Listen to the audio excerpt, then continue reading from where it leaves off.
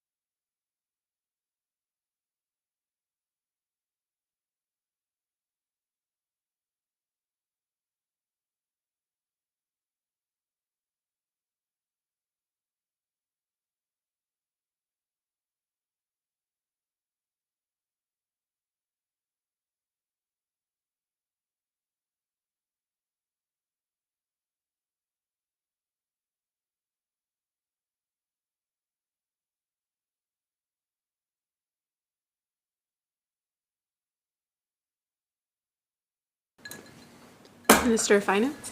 Thank you, Chair. Welcome to the Chair. We did some work in regards to some assessment of the angel investor community in the province through JEDI. And really the goal of this is to encourage angel investment up to $1 million. We have heard from the community that there is a desire to see this raised. And as I answered previously and the member reflected back, we will be measuring this on the other side to see the impact.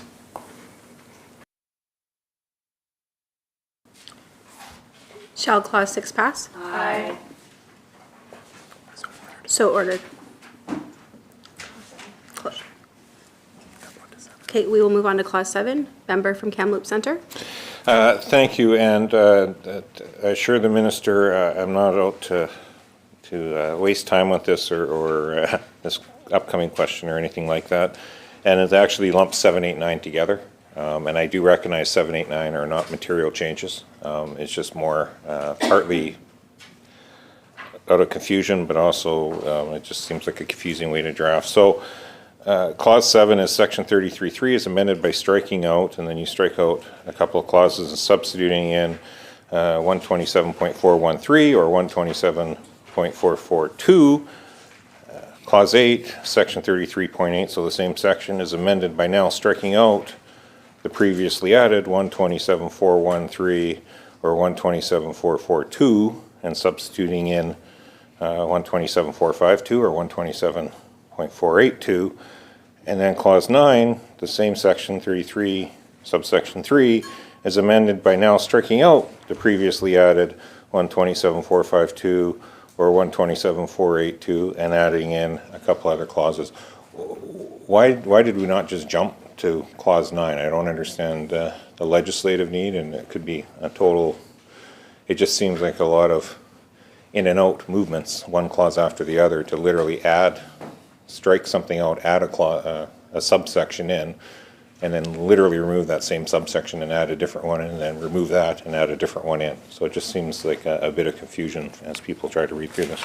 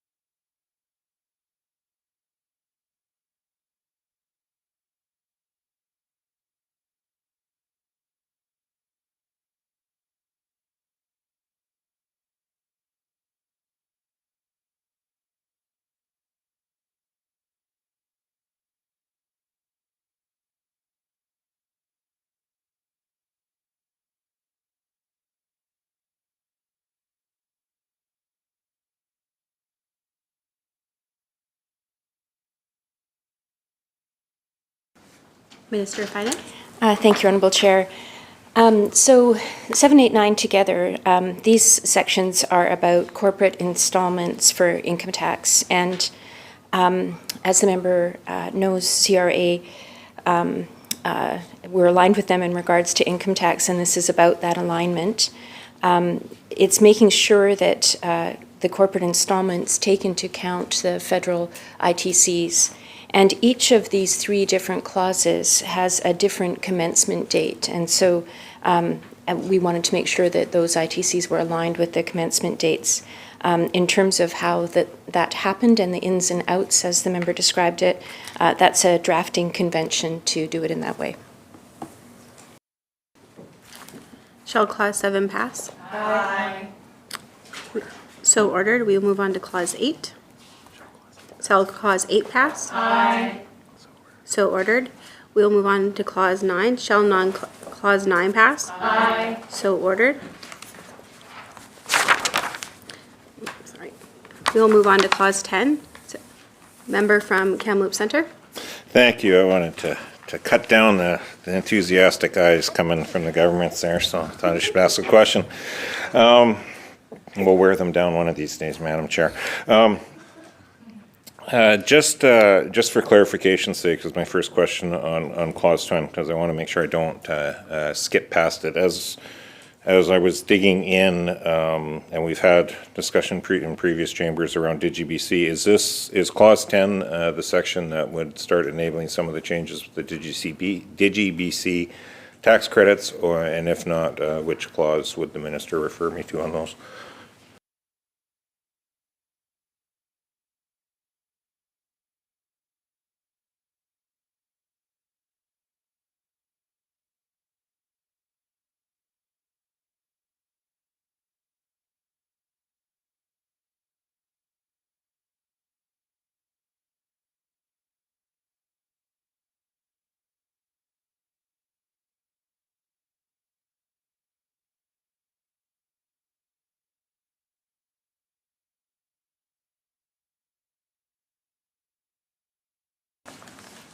Minister of Finance.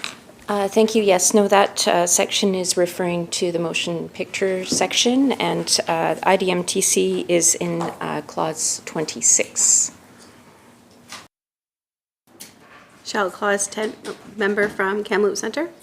Thank you.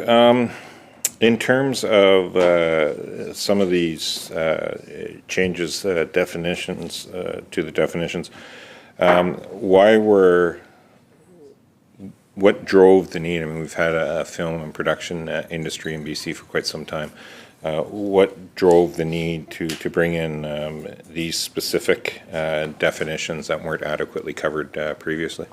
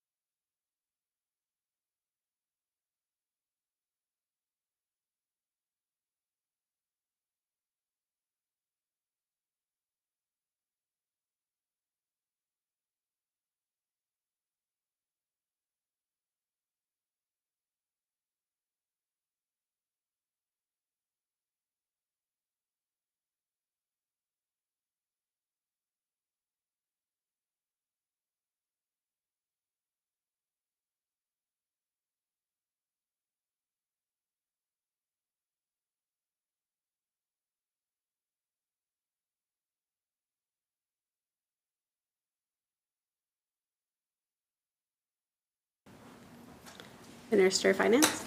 Thank you, Chair, and through you to the member. So what we've done here is we've So first of all, let's just sort of set the context for this.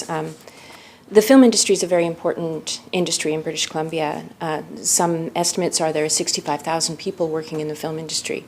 It's very high, generating in terms of GDP and also benefits that communities all across British Columbia experience. So it's a very important sector of our economy, and these are important workers.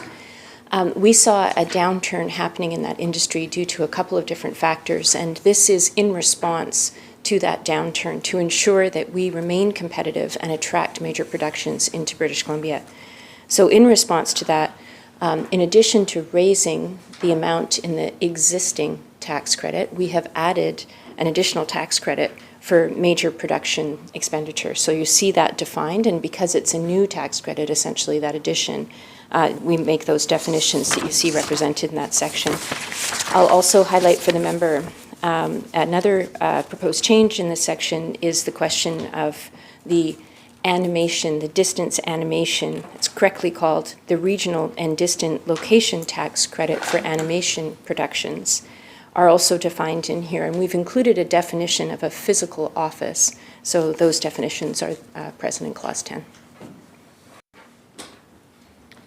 Member from Kamloops Centre.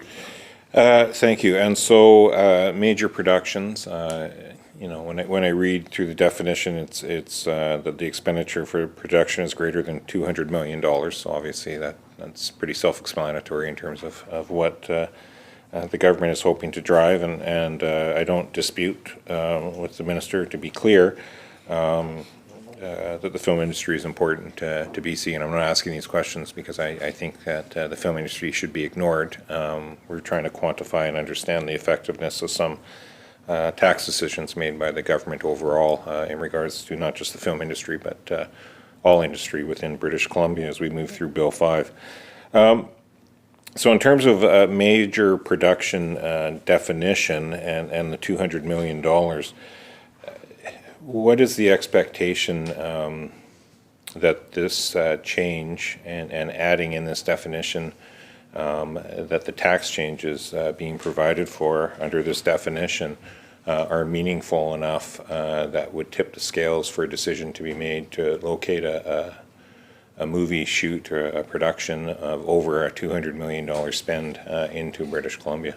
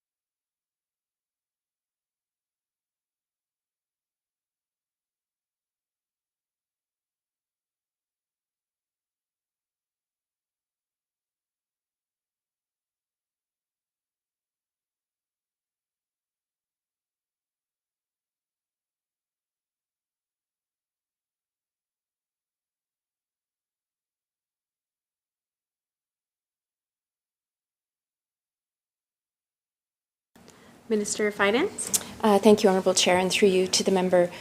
The work that was done to get to the place of recommending these particular numbers was over quite a lot of time, a long period of time. There was a presentation to the previous finance minister, not this April, the April prior. I believe that is the correct month. I also attended that as Minister of Jobs, Economic Development and Innovation. There were a number of ministers in the room.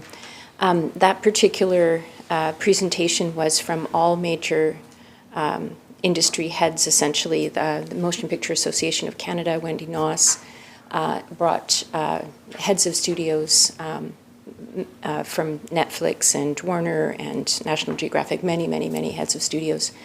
And they provided us with what was quite helpful in terms of a schematic on where British Columbia and Canada were falling behind other jurisdictions. So provided us a sort of jurisdictional map.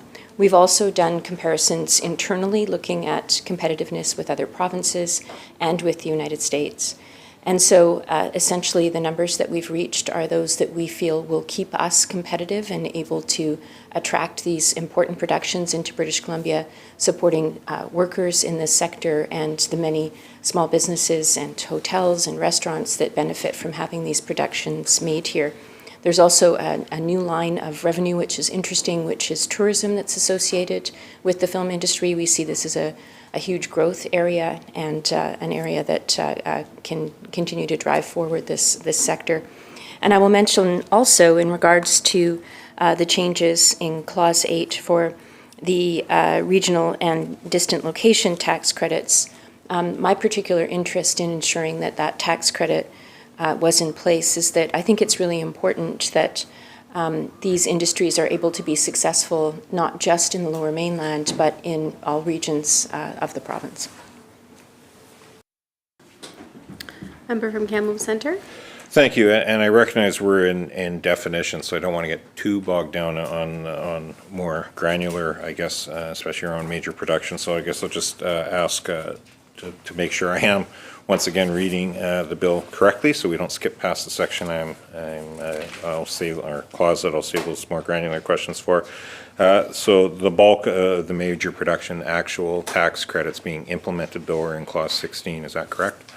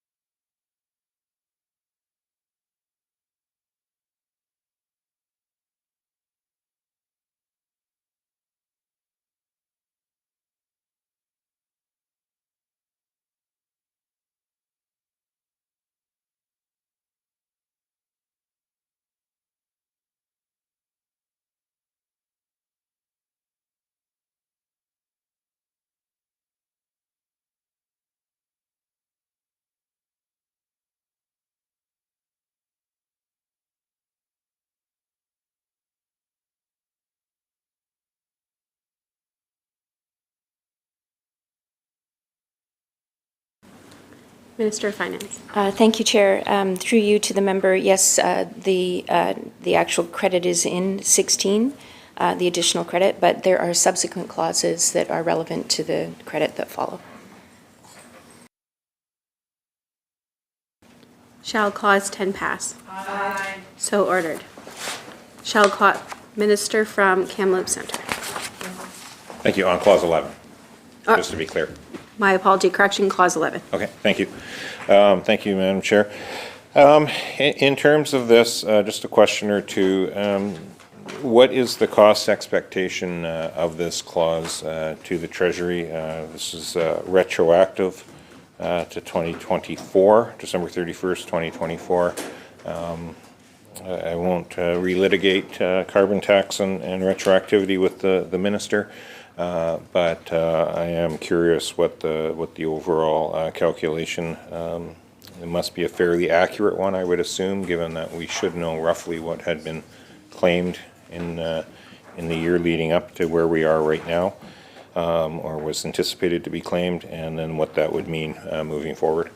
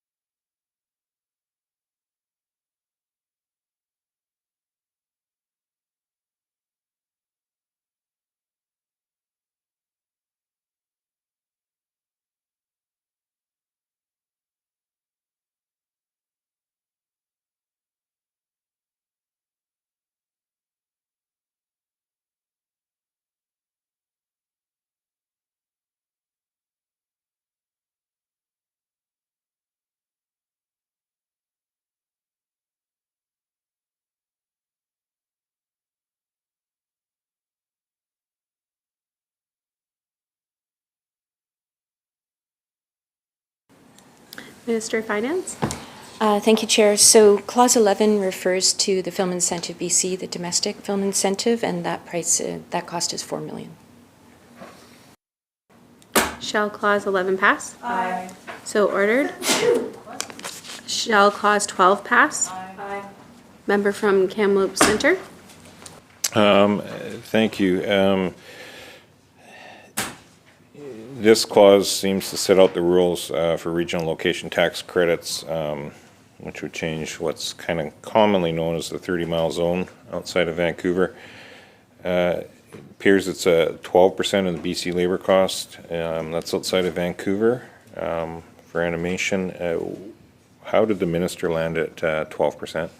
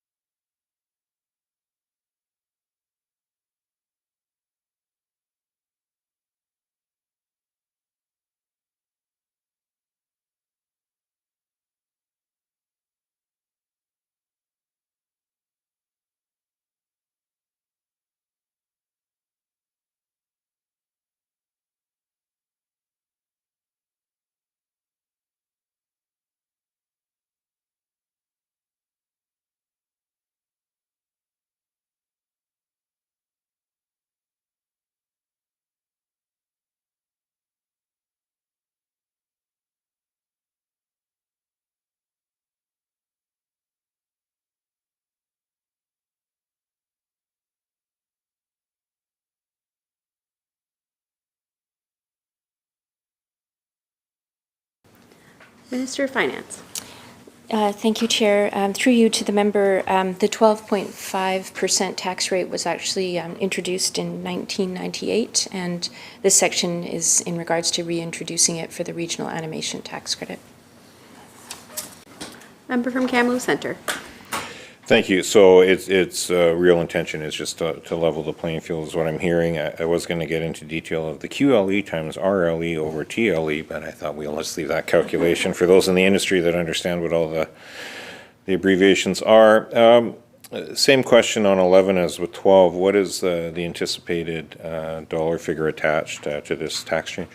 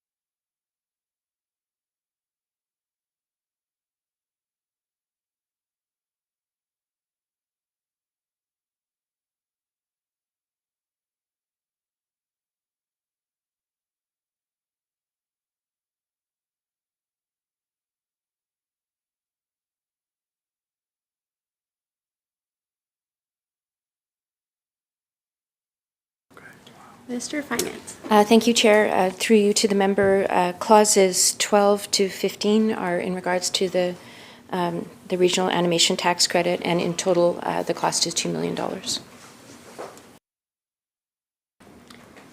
Member from Kamloops Centre. Thank you. So I take that answer as the cumulative cost of 12, 13, 14, and 15 all added together. And that's in addition to the $4 million from Section 11, I'm assuming.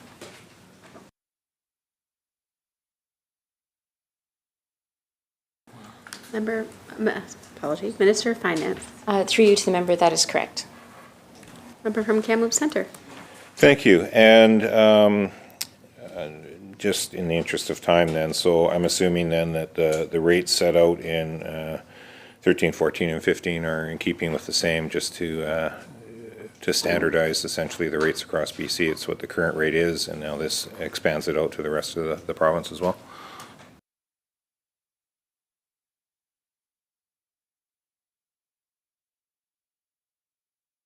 Minister of Finance. Through you to the member, yes.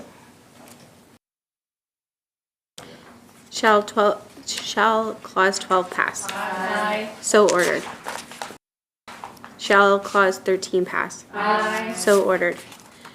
Shall Clause 14 pass? Aye. So ordered. Shall Clause 15 pass? Aye. So ordered. Shall Clause 16? Member from Kamloops Centre. Thank you. So we're back to the first part of major productions in terms of the actual tax changes. How many, is this tax change intended to attract one production a year? Is it hope 2 productions a year? What's the expectation in those conversations between the ministry and the industry as to what a tax change like this would reasonably attract based on a spend of $200 million plus per production?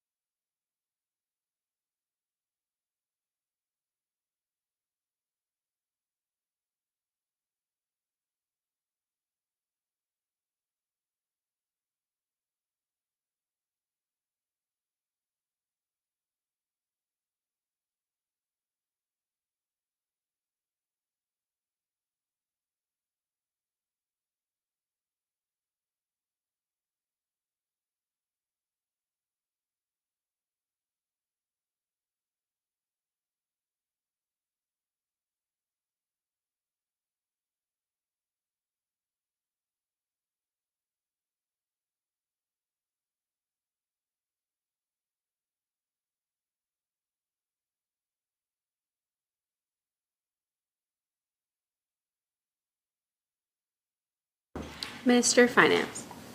Thank you, Chair, and through you to the member. This is an area where the Ministry of Finance and my colleagues in government have had to be very careful.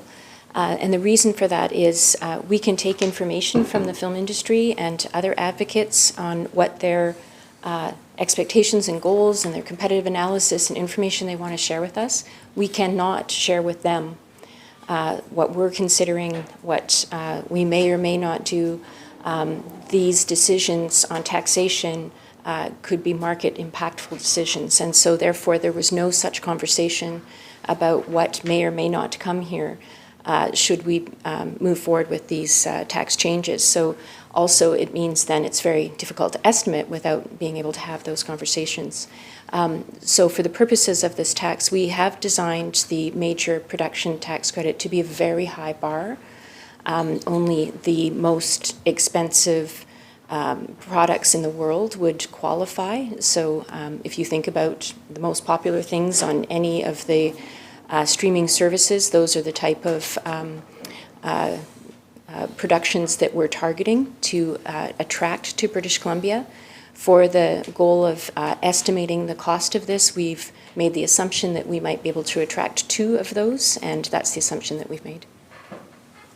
Member from Kamloops Centre. Thank you. And so I'm assuming that's recognizing that these productions can take, quite some time to actually start and finish. Just to clarify, is that 2 productions per year, or is that 2 productions under production at any given time, or 2 productions in addition to what we already are seeing arrive in BC for production in the first place?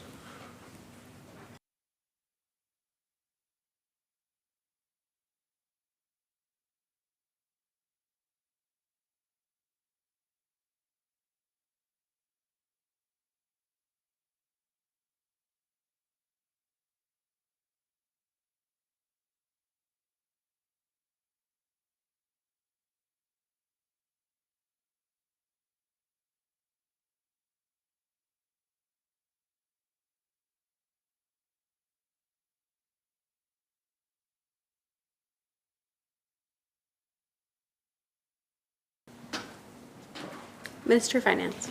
Thank you, Chair, and through you to the member. I think probably the best way to describe this is that at any given slice of 1 year, there'd be 1 to 2 productions we expect, and the slice of that year, 1 to 2 productions, 1 to 2 production. It may be in fact the same production, but for the fiscal lens, we're looking at it in a 12-month period.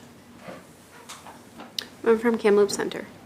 Thank you. And is the intention to have that be additional 1 to 2 productions, or just to maintain what we currently have?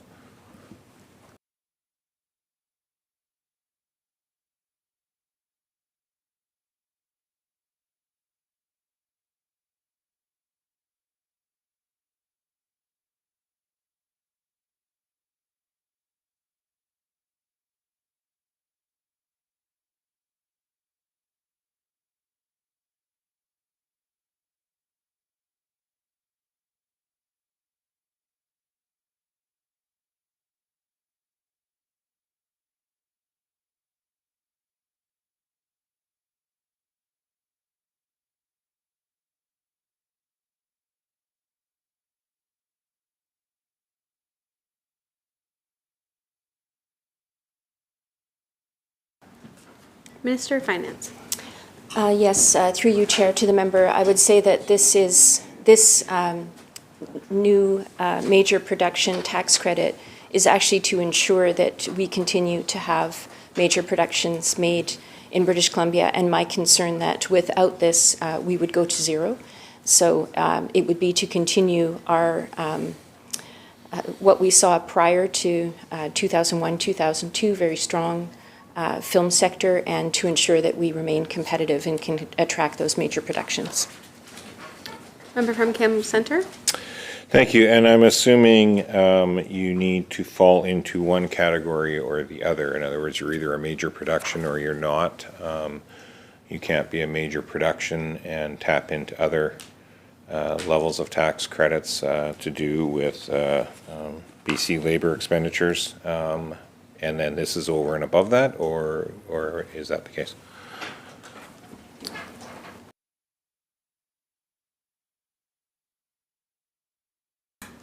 Minister of Finance. Yes, through you to the member, this is a top-up for productions that are over that threshold. Member from Kamloops Centre. Thank you. Okay, so just to be absolutely clear then, so the tax credits that are attached to the qualified BC labor expenditures that are in place, this is 2% over and above those expenditures, is what I heard the minister say, which is understandable. And so in terms of this, it sounds like it's more of a maintain than expand. This was perhaps, well, not perhaps, this appeared to be the very first course of action. There was, I think, a couple of ministers, several staff that jetted down to LA right after Cabinet was sworn in. The first big announcement was changes to the industry for tax. So was this already in the works pre-election? That seems like a pretty fast tax announcements to be making for a brand new Minister of Finance to sign off on, let alone a government that is talking about working its way back to a balanced budget with the first order of business. I can understand going down to make connections with new ministers, but it seemed to be a very fast tax announcement in terms of that. So was this something that had been previously in the works with the previous government and got finalized post-election? Which again, I get, governments continue on, or was this essentially done very quickly after the Cabinet was sworn in?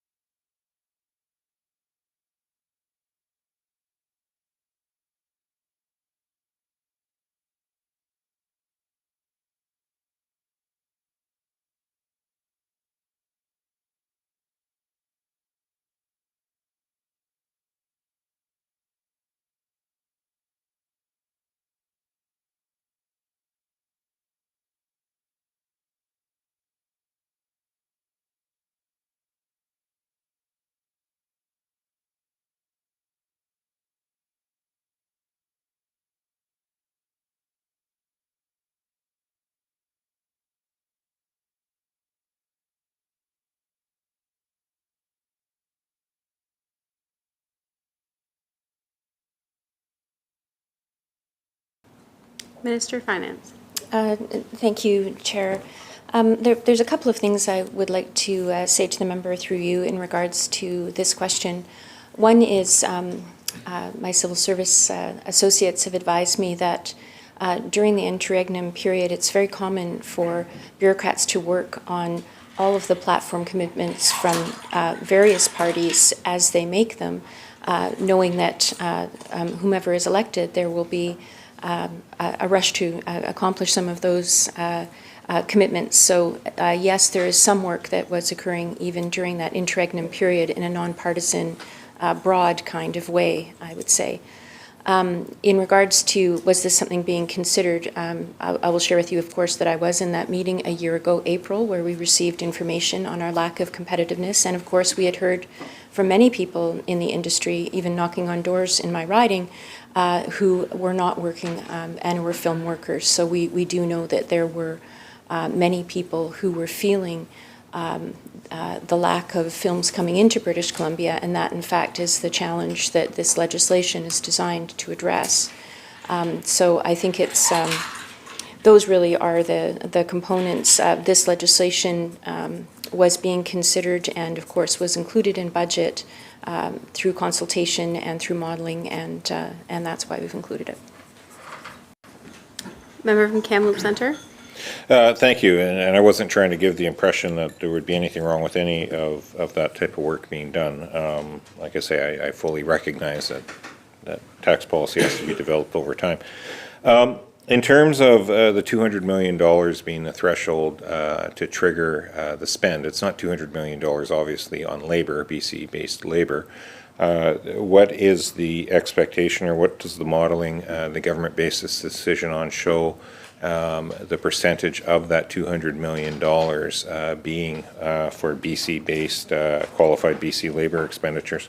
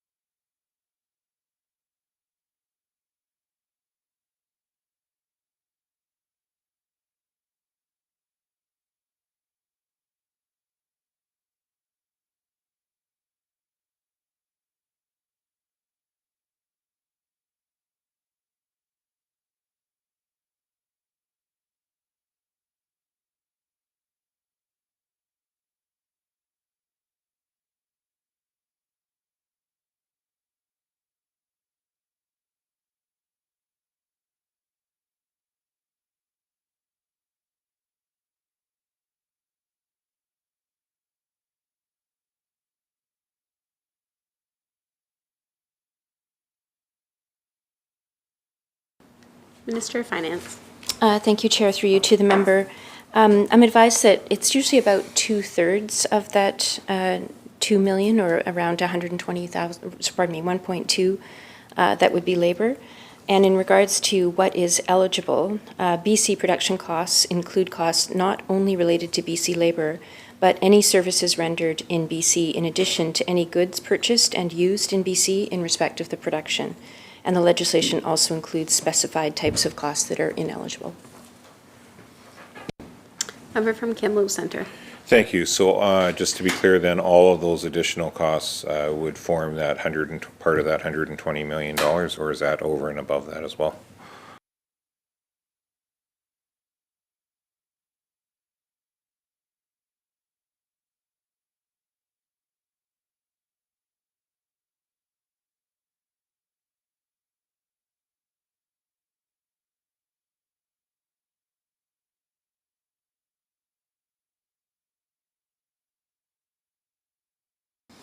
Minister of Finance. Thank you, Chair. And I do just want to take a moment to correct. I misspoke and said 1.2, and I was talking about 120 million. So allow me to reframe that. 120 million of the 200 million are likely to be labor costs. So excuse me for misspeaking. And I've lost my train of thought. One moment.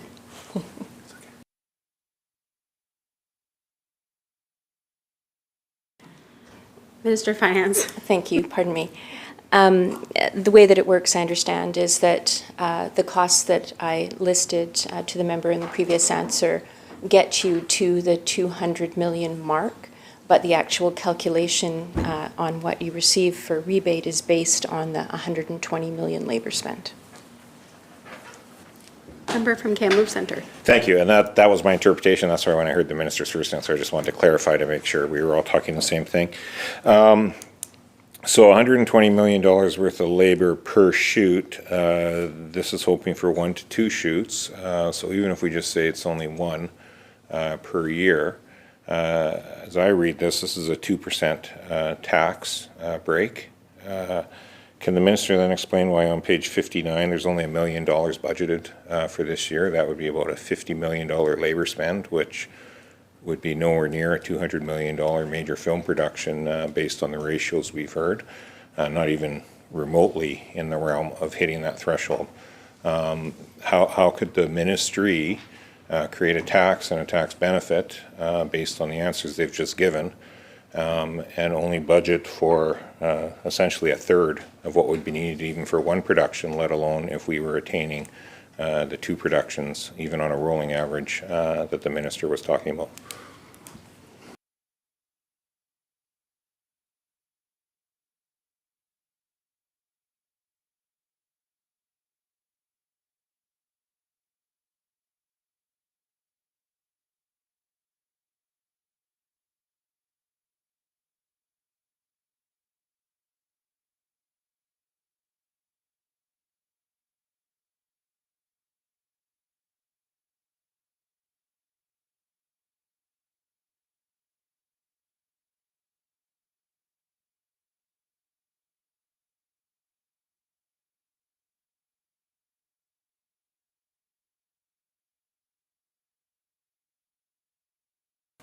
Minister of Finance. Thank you, Chair, to the member. I think the components that's missing in the member's analysis is just that's a question of timeline. And so principal photography goes back to that January 1st date, but in fact, the actual filming and when the tax credit will be claimed is about 18 months down the line, and that's why you're not seeing it reflected in this budget. And at the time that we're bringing this in, there are no productions at the level that would qualify. So this is going to be reflected in future years. Member from Kamloops Centre. Thank you. So I'm just making sure that I'm understanding the lay of how to claim these the ground moving forward. And again, I assure the minister, if I cover it ahead of time, I'm not going to come back to it when we get to the clause. So, so the overall concept of this, because as we get into certification and being able to revoke certification and repayment, is the intention then for the ministry that film productions will only be claiming this when they finish production or as they are producing on a rolling basis, and that's the reason that we would need those other certifications and ability to revoke, ability to claim back. So is it kind of a cash flow for the production, or is it at the very end, you meet the threshold, we'll give you a big lump sum payment back at the end?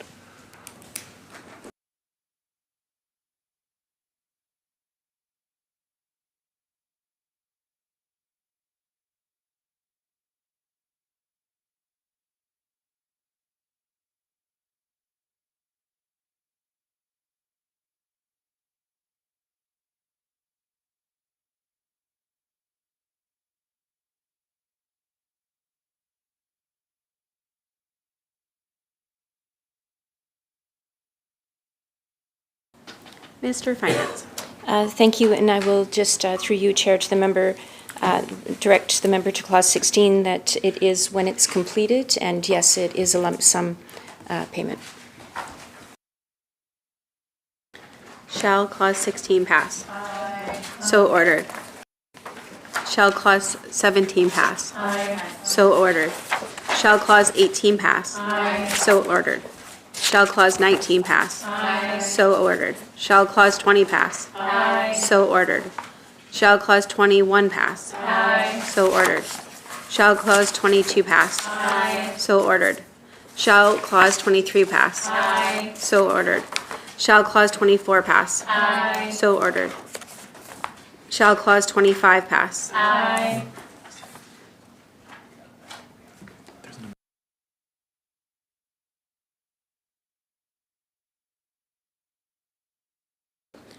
Minister of Finance? Thank you, Honorable Chair. We have an amendment to Clause 25. Honorable Chair, I move that the amendment to Clause 25 in my name on the orders of the day.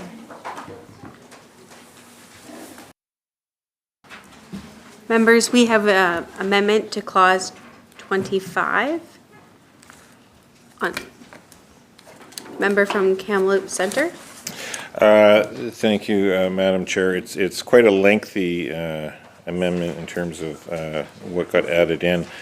I guess I'd ask the minister how such a hefty chunk got missed in the original thing, and what triggered the need for this size of an amendment. It's not a slight formatting error by the looks of it. It's a whole other section by repealing subsection 2 and substituting the following, and everything pretty much is underlined, which means it's all getting changed.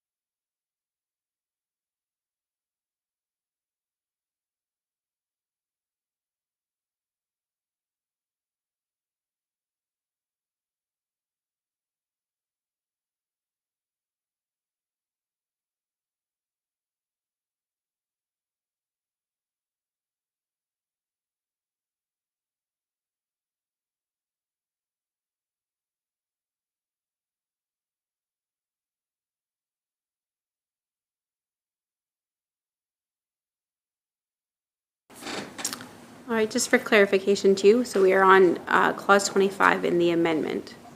Minister of Finance. Thank you, Chair.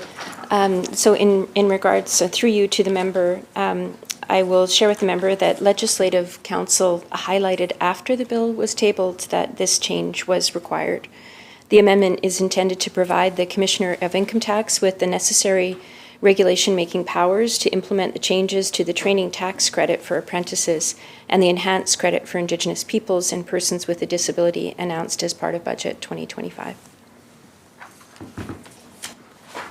Shall the amendment to Clause 25 pass? Aye. Okay, shall Clause 25 as amended pass? Aye. So ordered. Shall Clause 26 pass? Aye. Member of Kamloops Center.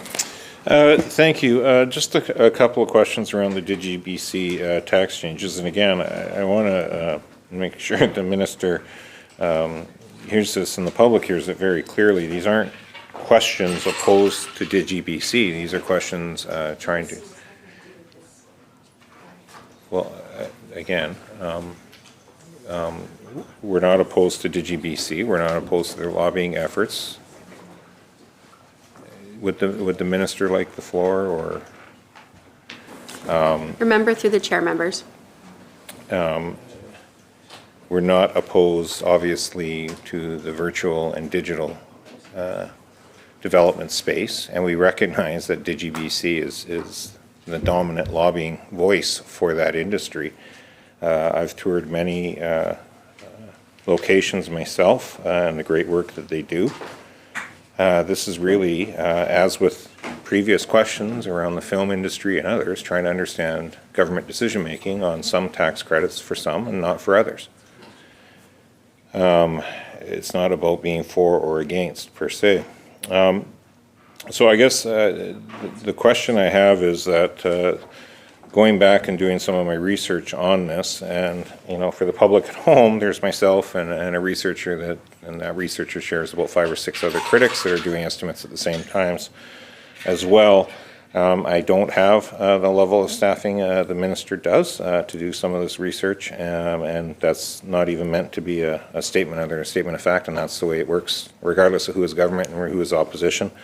It's just the way it is across the country, actually. So, but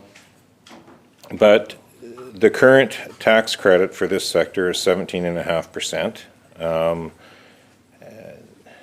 There's been an ask and a thanking to the government for the tax breaks up to 2028. So I'm just wondering, is the break the 17.5%, what is in effect up until 2028, or has there already been temporary provisions provided up to the 25% up until 2028?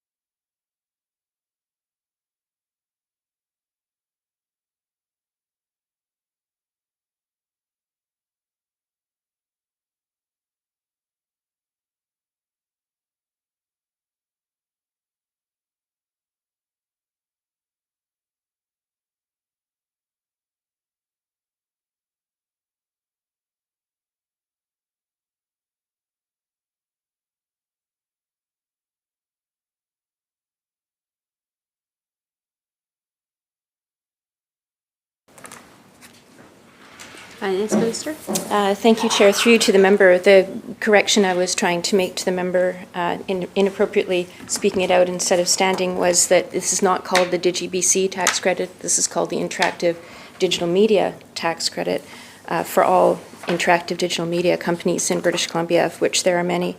The member's question in regards to timing of the tax credit changing from 17.5% to 25%, that change occurs on September 1st, 2025, and as part of this legislation, we've also removed the sunset clause for this tax credit.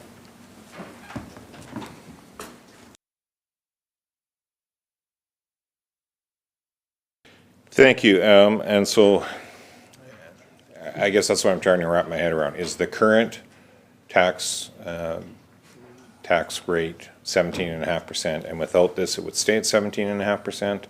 Or is it at 25% and it's really a sunset clause that is being removed with this clause?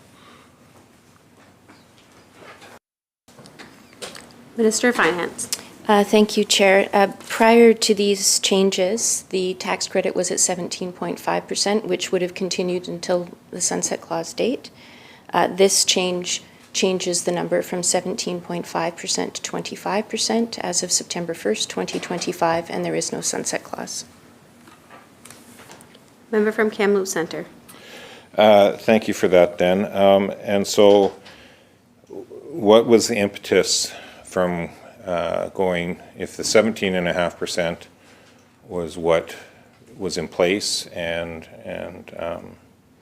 was going to be in place until 2028, what was the impetus, what was the input provided to the government that created the need to go to 25% and remove any sunset clause? Minister of Finance. Thank you, Chair, and through you to the member. 17.5% is one of the lowest rates, in fact, is the lowest rate in in Canada of provinces that have an interactive digital media tax credit. in comparison with other areas that have a large video game industry. For example, in Quebec and in Ontario, the credits range between 40 and 50%. And it's also been made known to us, and something I'm familiar with from my own work in the industry, that a sunset clause is a limiter to investment, and that not having a sunset clause facilitates decisions to invest in the province rather than having the uncertainty as to whether the incentive will continue.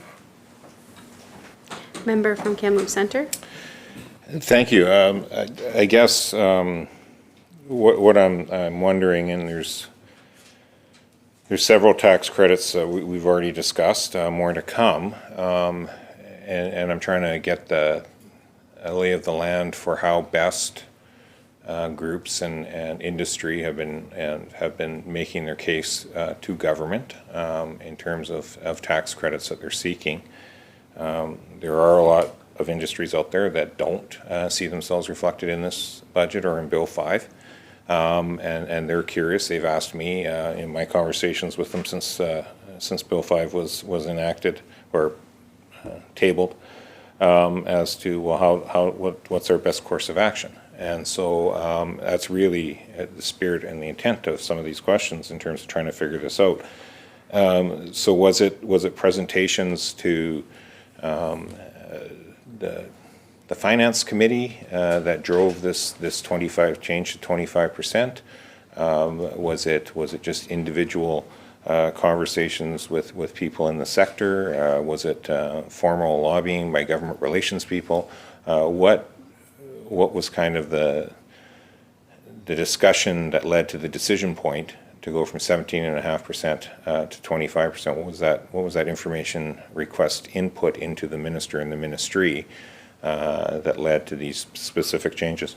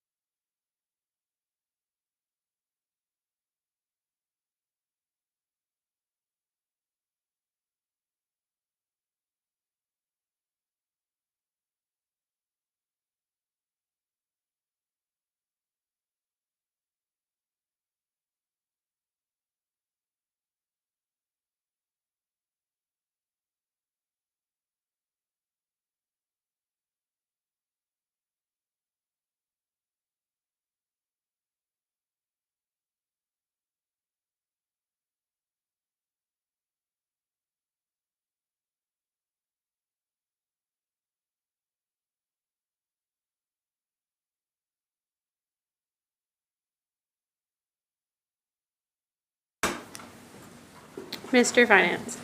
Thank you, Chair, and through you to the member. Industry representatives have let us know the competitive landscape that BC finds itself in.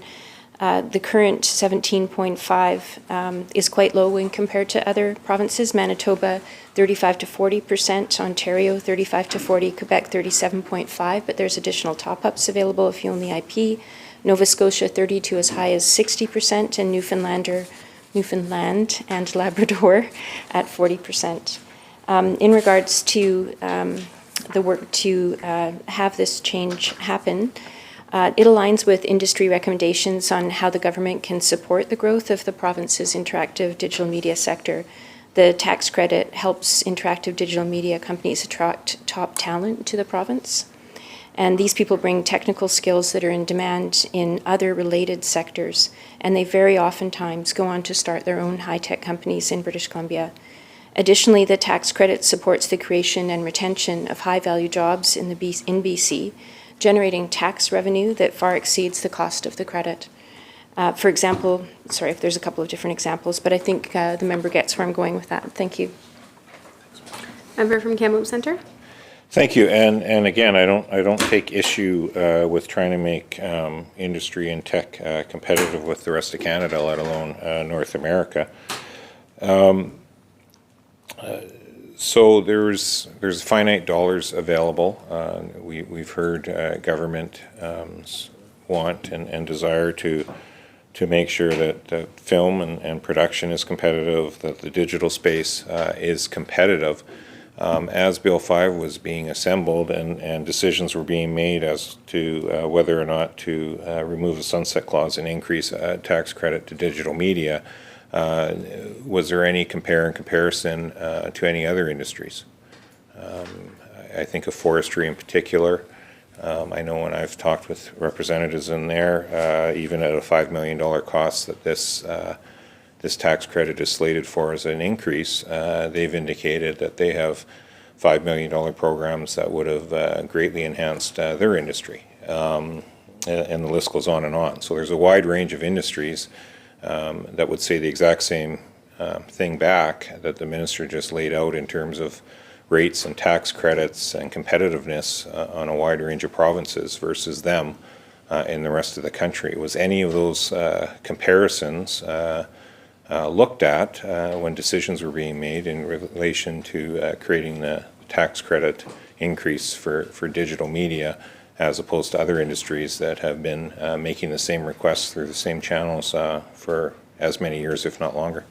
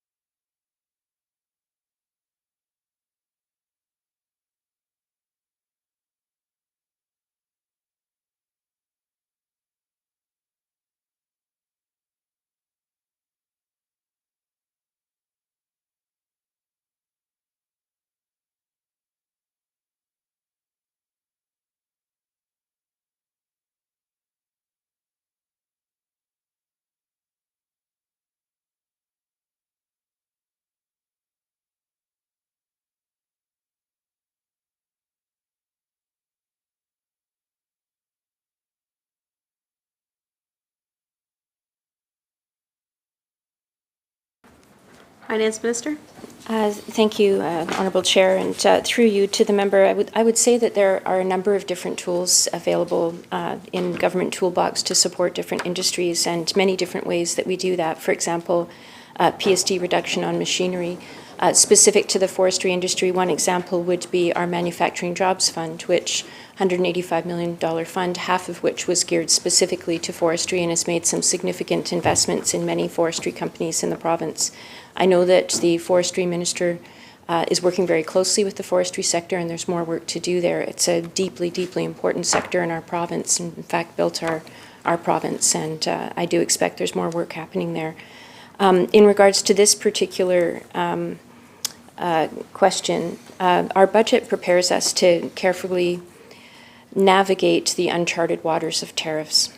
And the lens that we were bringing in as we were making decisions for this budget was really about putting people first and protecting businesses as we build a stronger and more self-sufficient future. So That lens was very affixed as we were making decisions about what we can move on quite quickly in terms of supporting sectors that are providing high-paying jobs for British Columbians, family-supporting jobs.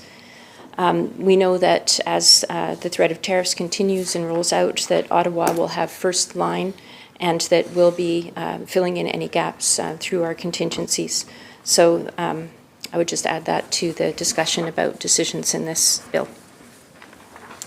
Member from Kamloops Centre. Thank you for that, but the programs listed by the minister are not new. Those are existing, and yet we still have industries that are non-competitive. And that's the whole premise of why the increase to the digital space in Clause 26, according to the minister, is to make them competitive. One could argue in the current realm, based on what the president has said over the last week, that suddenly digital and film are under threat of tariffs, but that was not in the forefront of people's minds, certainly back when this budget was being created. It was much more traditional industry that would have been at the forefront. And in fact, forestry has been under a softwood assault of duties for 8 years. And so it's not a perceived threat, it's a very real, and in fact a schedule of increases that were laid out by the Biden administration are set to take effect very shortly, the Biden-Harris administration. So I can appreciate the minister trying to push over to the tariff angle, but nothing in this Bill 5 would indicate that is the case in terms of trying to shelter and weather industries that would be much more highly exposed to tariffs up until what's transpired in the last week, which was the first time any of that's been mentioned, and it's debatable given the complexities of film production, as we've seen even with this bill, how a tariff would even somehow be levied. So that is an interesting answer. I guess, again, back to the minister on this, and I'm truly not trying to belabor the digital space here on this, because they do have great, they do great things, and the minister's absolutely right. A lot of the technology bleeds over to industry. Some of our highest tech areas in the province are mines and forest companies and things of that nature. So I totally agree with that sentiment, that it's not just about video games, it's about a wide range of crossover and laddering of technologies to do things that maybe people hadn't thought of in the first place, and then it is a net benefit to BC. Again, I guess just for clarification though, this sounds like, and it's not necessarily a bad thing, everyone comes with their own history and expertise to this place in terms of various work experience and life experience, education experience that they've had in the past. But it sounds like a lot of the tax breaks we've previously dealt with and this one are much more in the realm of a space where the minister felt much more comfortable making quick decisions on, having more broader knowledge in those areas than some of the others, and has decided that is the first tranche of tax breaks to come. The $5 million difference in this tax break for the digital space, what has been the modeling then done in terms of the overall expectation for growth within the industry and the net benefit to the provincial treasury by providing this $5 million tax break to the digital space?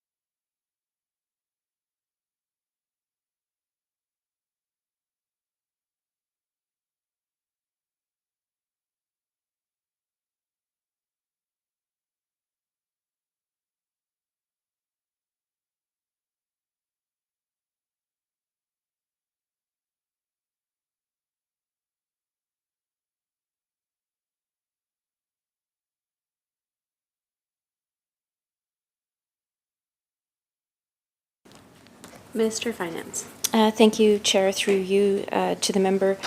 There was a historic lens applied in terms of looking at how many jobs would be created, as well as forecasting assumptions on where the industry is. But I will mention to the member that this is an industry where we're seeing job losses, and so this is really about trying to ebb that flow and ensure that BC retains its robust and important interactive digital media sector. Shall Clause 26 pass? Aye. So ordered. Shall Clause 27 pass? Aye. So ordered. Shall Clause 28 pass? Aye. So ordered. Shall Clause 29 pass? Aye. So ordered. Shall Clause 31, or 30, my apologies, Kamloops Center. Thank you. So this appears to be a clause reducing the tax if someone's bringing a vehicle into BC. There's also discussion in the budget around removing the rebate to electric vehicle used car tax and making those fully taxable. Now, I don't see that specifically in the provisions of this, so I'm just wanting to clarify. There's this section, which is dealing with a standard vehicle or any vehicle coming in from out of province, but this does not specifically deal with removing of the tax exemption for a used electric vehicle, and I don't see that reflected in the bill. So is that because there's not needed to be a legislative change, or have I just missed the clause? That could be happening. So it's kind of a two-part question.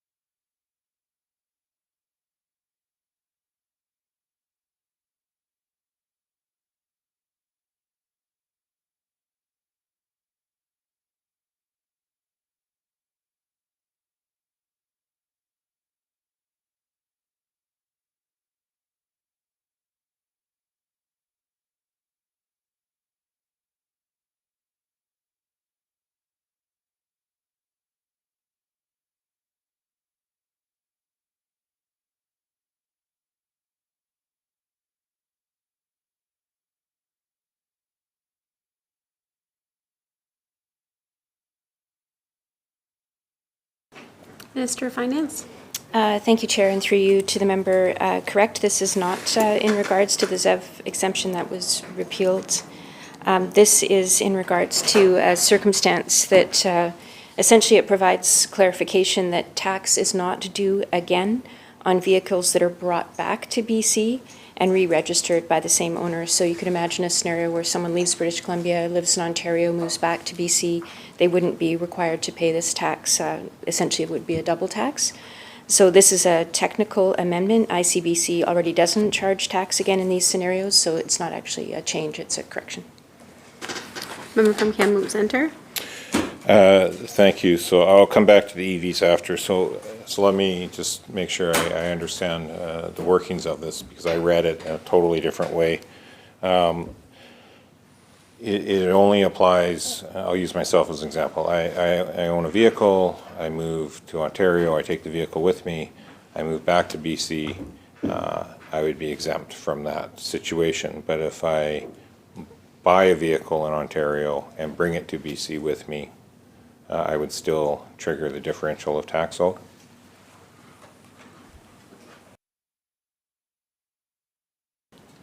Minister of Finance. Thank you, Chair, that is correct. Member from Kamloops Center. Thank you. And it's just on the differential, not on the full value of the vehicle?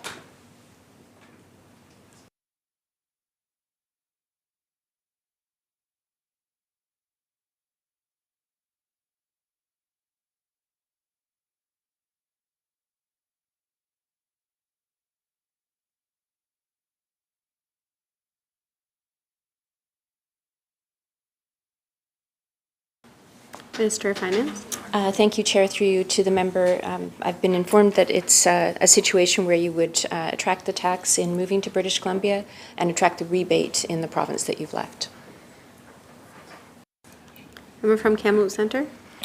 Thank you. And has any modeling been done then on this taxation, this change, but the existing taxes as well, in relation to the new car EV sales mandate? And I say new car sales mandate because that's what it is. And it was made very clear when the mandate was brought in by legislation that used ICE vehicles, combustion vehicles, coming into BC, there's no prohibition on their sales. And in fact, that can happen. So in other words, you can have a 1 or 2 year lease vehicle return from Saskatchewan, getting loaded up on rigs and brought over to BC for sale, and that's fine. So we can have a lot of used car sales lots and not a lot of new ones unless it's an electric vehicle. But how does this tax then take effect or not take effect if those situations start to happen and we no longer have new vehicle sales in this province, just strictly used vehicle sales that, based on this provision, would mean that the Treasury would no longer see that tax coming in?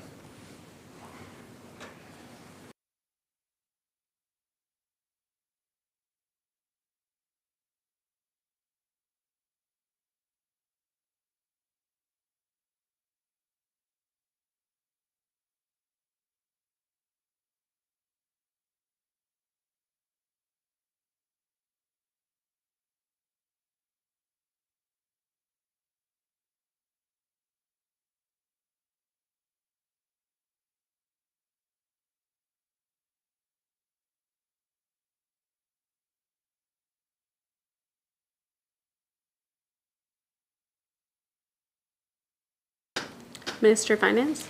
Thank you, Chair. Through you to the member, this provision just makes sure that there's no duplication of taxes, and just so the member understands, this is a sort of a legislative tidy-up. It's a technical change. In terms of the administration and the experience of the consumer, this provides no change, and it's been administrated in this way by ICBC since 2013. Member from Kamloops Centre. Thank you. In terms of the elimination of the exemption for used EV vehicles, then, I clearly remember that coming through as a piece of legislation. And I'm just wondering why it's not, again, I don't see it reflected in this legislation. I was unaware that it was left to regulation moving forward.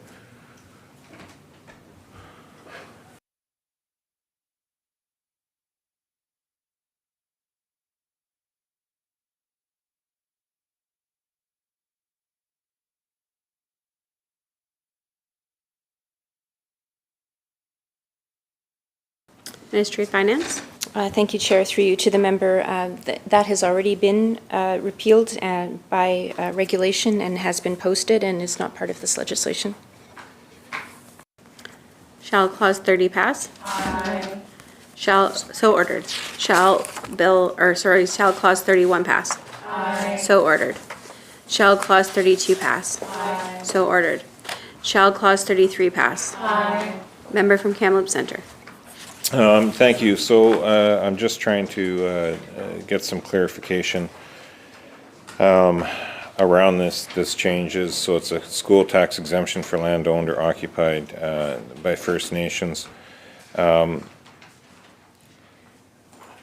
So what my understanding was, if it was land already considered in reserve, it would be exempt from things like school taxes and hospital taxes, things of that nature.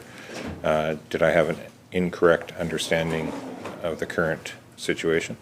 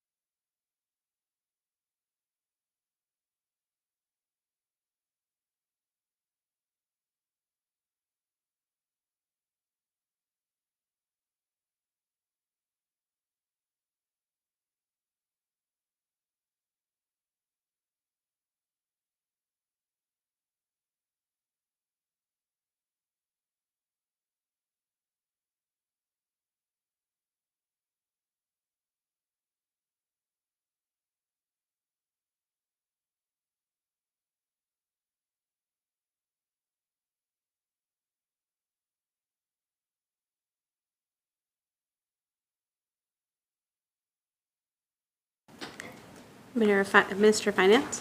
Thank you, Chair. Through you to the member. The member is correct. In a situation where a school exists on reserve land, that it would be exempt from taxes, and that, of course, is in relation to the federal government. This clause is in relation to exempting the provincial school tax exemption on places where First Nations are on traditional land that are not part of reserves, and provides the tax exemption in that circumstance. Member from Kamloops Centre. Thank you. And just to be clear, though, this is not about taxing schools in particular. This is about the school tax charged on a parcel of land.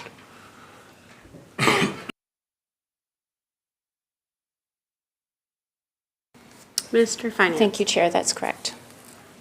Member from Kamloops Centre. Thank you. I assume that's what the minister, when she said a school on reserve land, but I just wanted to make sure we were 100% talking the same thing.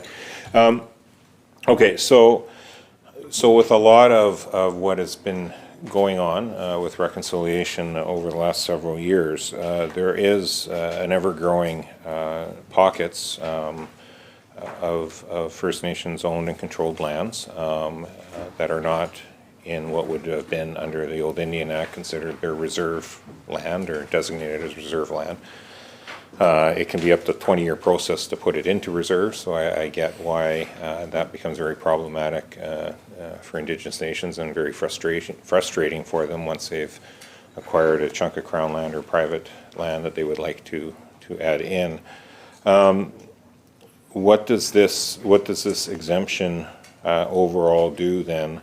What is the expectation in terms of, on a yearly basis, in terms of school taxes collected by the provincial government, in terms of those revenues? Now, I fully understand this doesn't impact municipalities. This section in particular doesn't. I know it's just a flow through the municipalities, collect the school tax, and then transmit it back to the government. So I'm aware of how that works at a high level. So what is the overall hit to school taxation? And is the expectation then that if there's no hit, is that because there'll be a readjustment of mill rates for the other properties with their school taxation to make up the difference?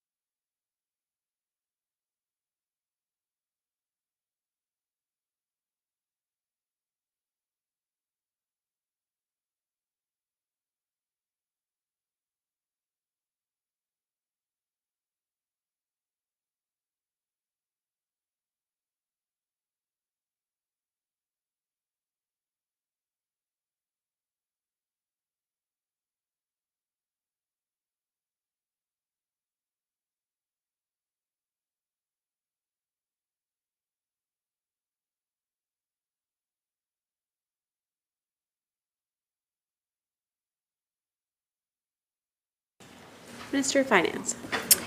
Thank you very much. I'll just share with the member the notes that I have on this particular clause. The reason for the change. So this change is a result of collaborative engagement with First Nations, and it represents an important step forward on the path for reconciliation.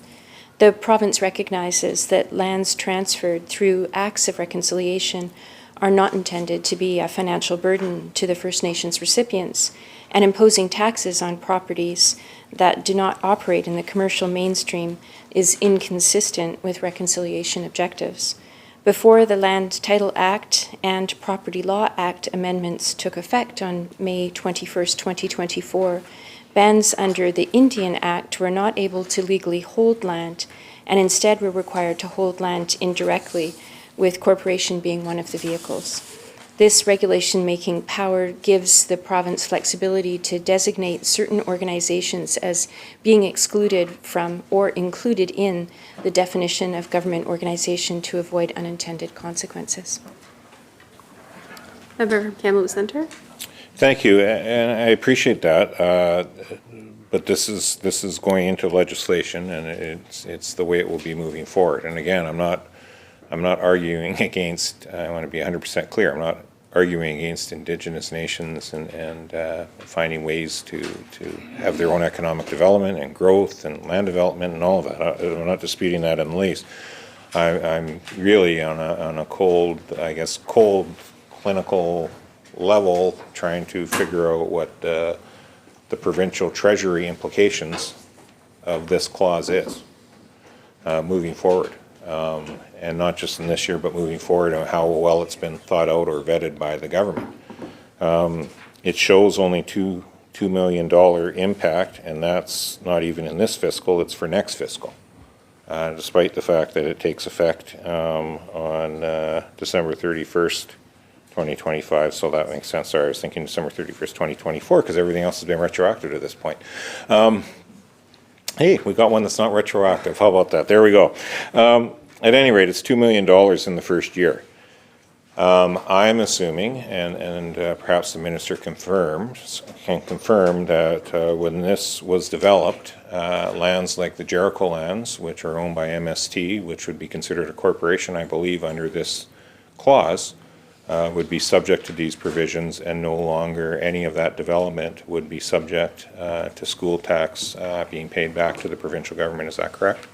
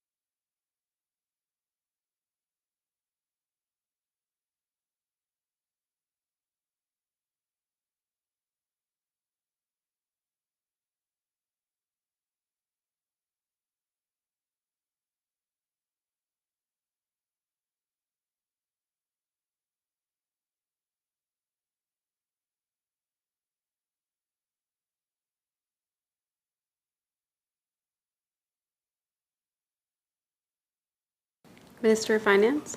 Thank you, Chair, and through you to the member. This exemption only applies to lands that are vacant and are used for cultural and or community purposes. Member of Kamloops Center? Okay, so that means no housing, no anything. I missed that section in this lengthy thing, so I will openly admit that side of it. But that makes much more sense than why it's at the $2 million range. And so in terms of that, the process for First Nations to apply for this, will it just be a simple waiver that they need to sign? Will it be a yearly waiver, or how will that unfold?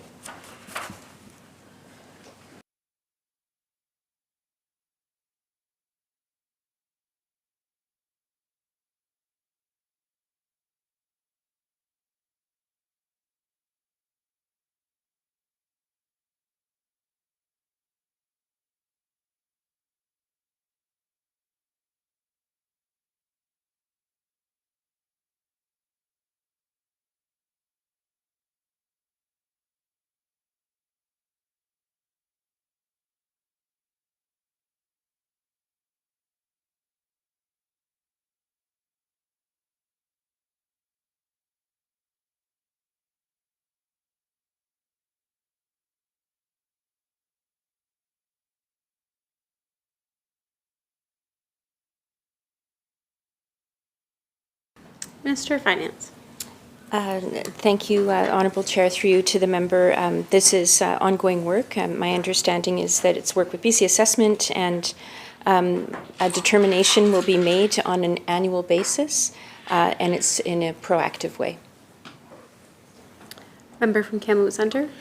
Thank you. Just to jump back a question, though, and I guess I'm just trying to wrap my head around, because I get what the minister says in terms of, the explanatory notes on the side says exempts from taxation under the Act specified land and improvements if they are land that has no present use, or if they are used by First Nations exclusively for cultural or community purposes. So the exclusively for cultural or community purposes is pretty straightforward. Land and improvements, however, gets a little trickier, because typically on assessments, improvements refers to buildings. And so I think of, if you have a property tax exemption in a city, it gets typically at the rate of whatever it was before improvements were made. Either the facade was changed or a floor was added to the building or anything like that. The assessed value goes up, you pay on what it currently was. In this case, subsection 4 applies to the following: land and improvements that are disposed of for the purpose of reconciliation by government or a government organization to one or more First Nations.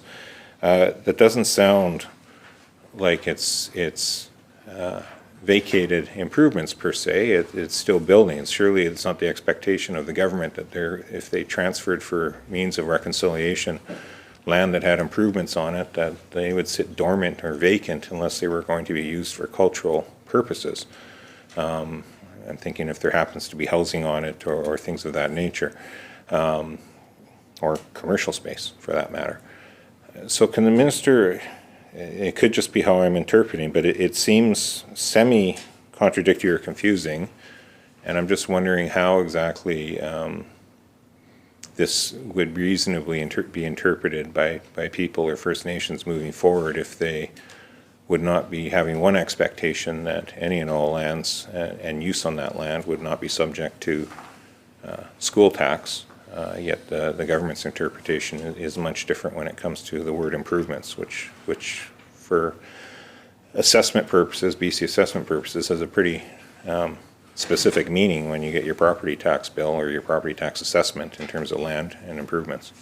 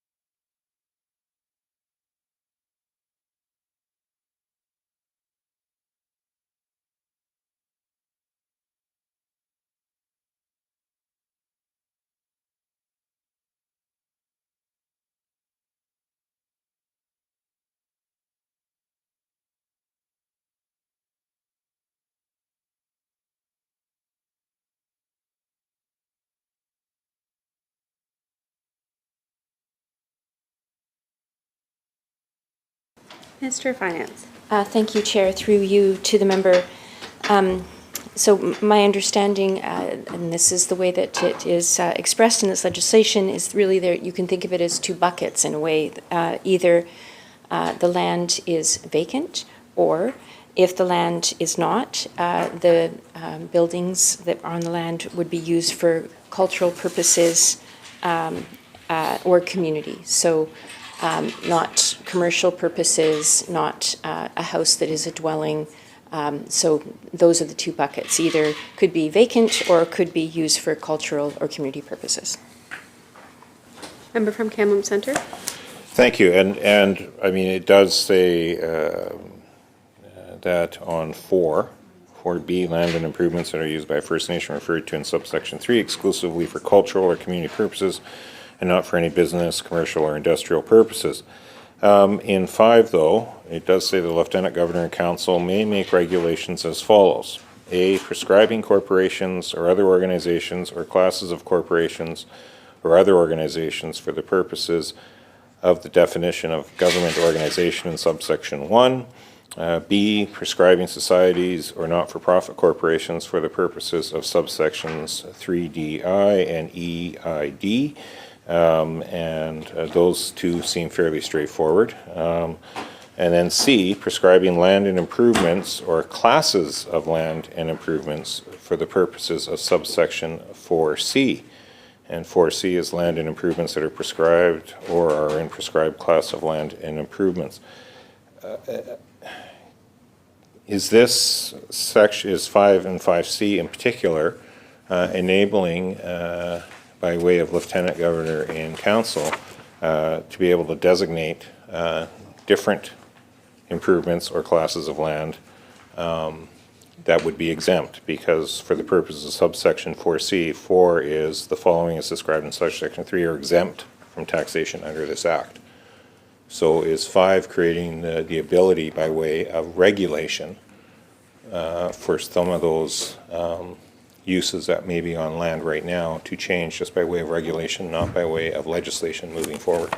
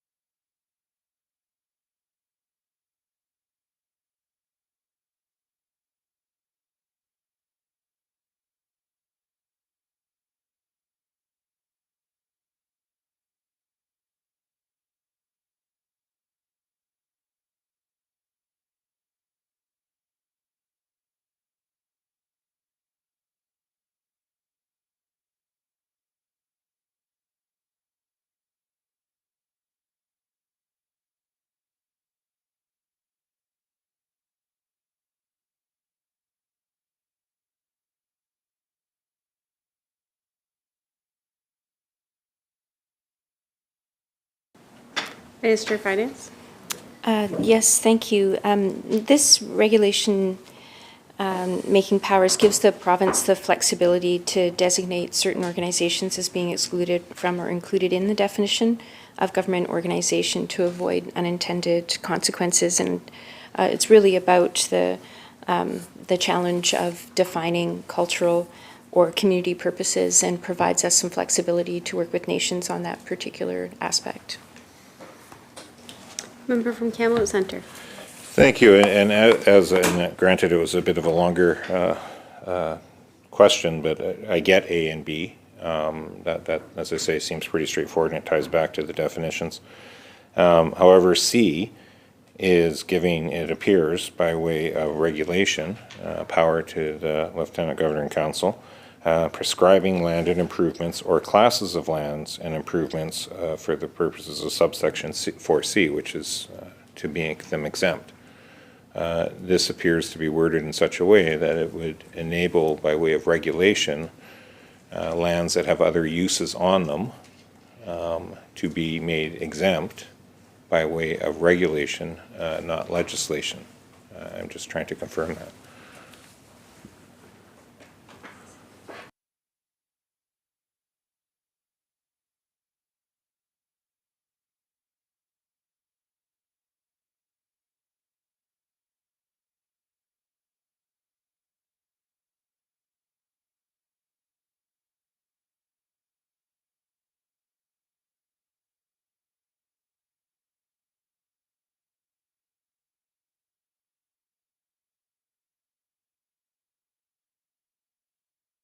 Minister of Finance? Thank you, Chair, and through you to the member. That's correct. This gives Cabinet the ability to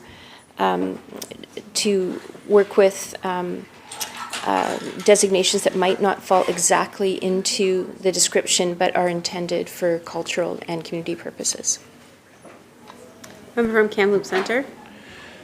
Well, thank you. Well, intentions are great, but governments come and go, and ministers come and go, and so I've always been one to try to figure out like what the full scope of power is a piece of legislation, and this goes back to even when I was the environment critic and we had bills come forward. So what one minister's hope or one premier or one cabinet's intention are does not necessarily obviously bind future, but the language does, or the flexibility does. So again, just to be clear, if a future cabinet wanted to, and I'm not trying to single out any one development, so I'm not going to on this, because it's not really about any one development. If this is province-wide, obviously. There's vacant land. There's land that would currently be considered exempt from school taxes. It gets slated for development. The government decides, well, we're in a housing crisis. This will help with housing. We are going to enable those types of improvements on land to qualify, even though they're not cultural, they're not ceremonial, they're not anything like that, they're housing, can, by way of regulation, not legislation, once 5C passes, that be done moving forward.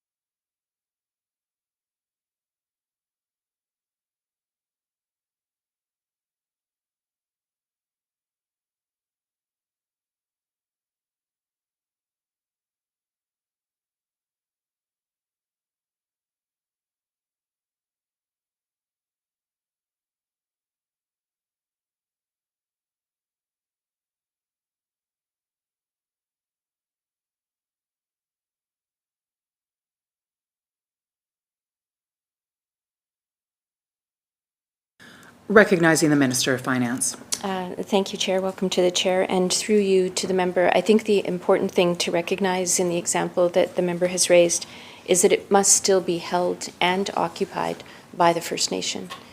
And Chair, I know you've just joined us, but may I request a 10-minute bio break? Members, we will now take a 10-minute recess.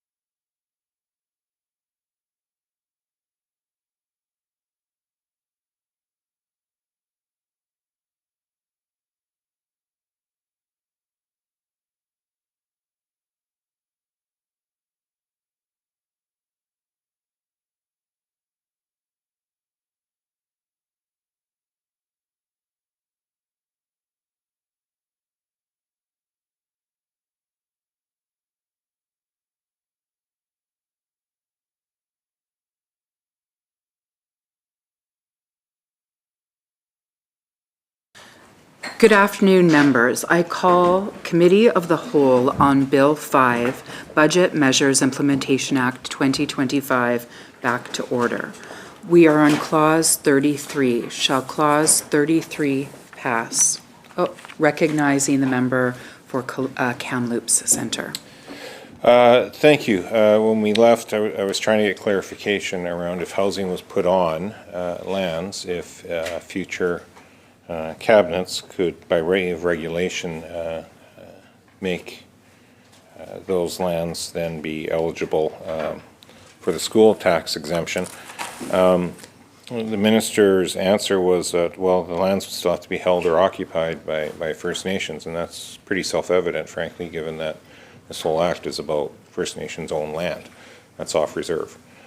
And so that didn't really answer the question around housing. And so if a development on non-reserve land is created and housing is a part of that, does Cabinet, by way of provisions in 5C, now have the regulatory authority to change the provisions of these tax changes so that it could be those lands, those housing units could be exempt from the provincial school tax?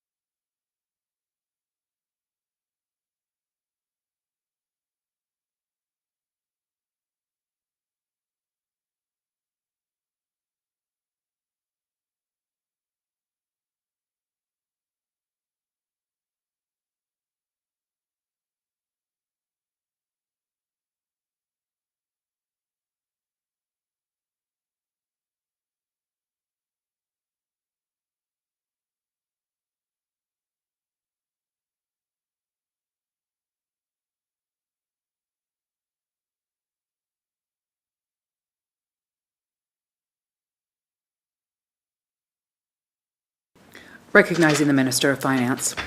Thank you, Honourable Chair. Through you to the member, no. So two components, just reminding the member, we're speaking about land that has been transferred to a First Nation as part of a reconciliation agreement.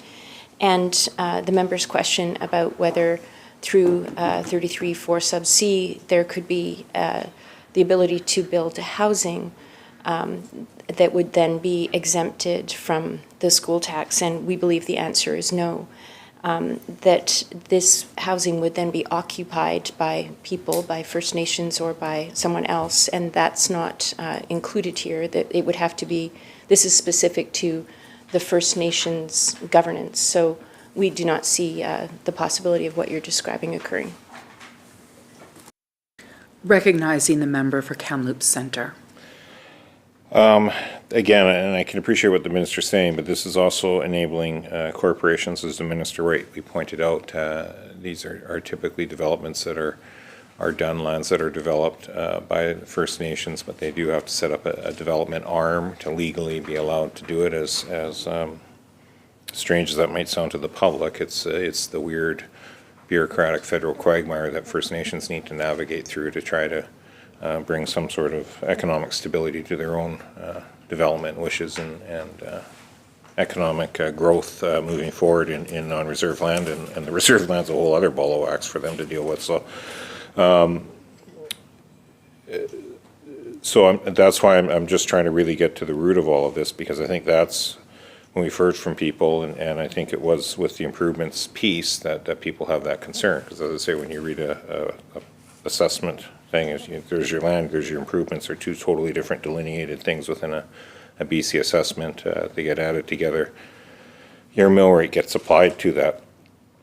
So just for so what the minister is saying is that it does not matter moving forward. There is no ability other than by way of coming in with new legislation, amending legislation, to add housing to this as an exemption for school taxation. That would have to be done full stop by way of an amending piece of legislation. There's no regulatory framework within this at all to change and start to allow housing, whether it be Indigenous occupied housing or just market housing that Indigenous companies and corporations are providing by way of essentially their own REITs or their own type of rental housing stock to the broader community.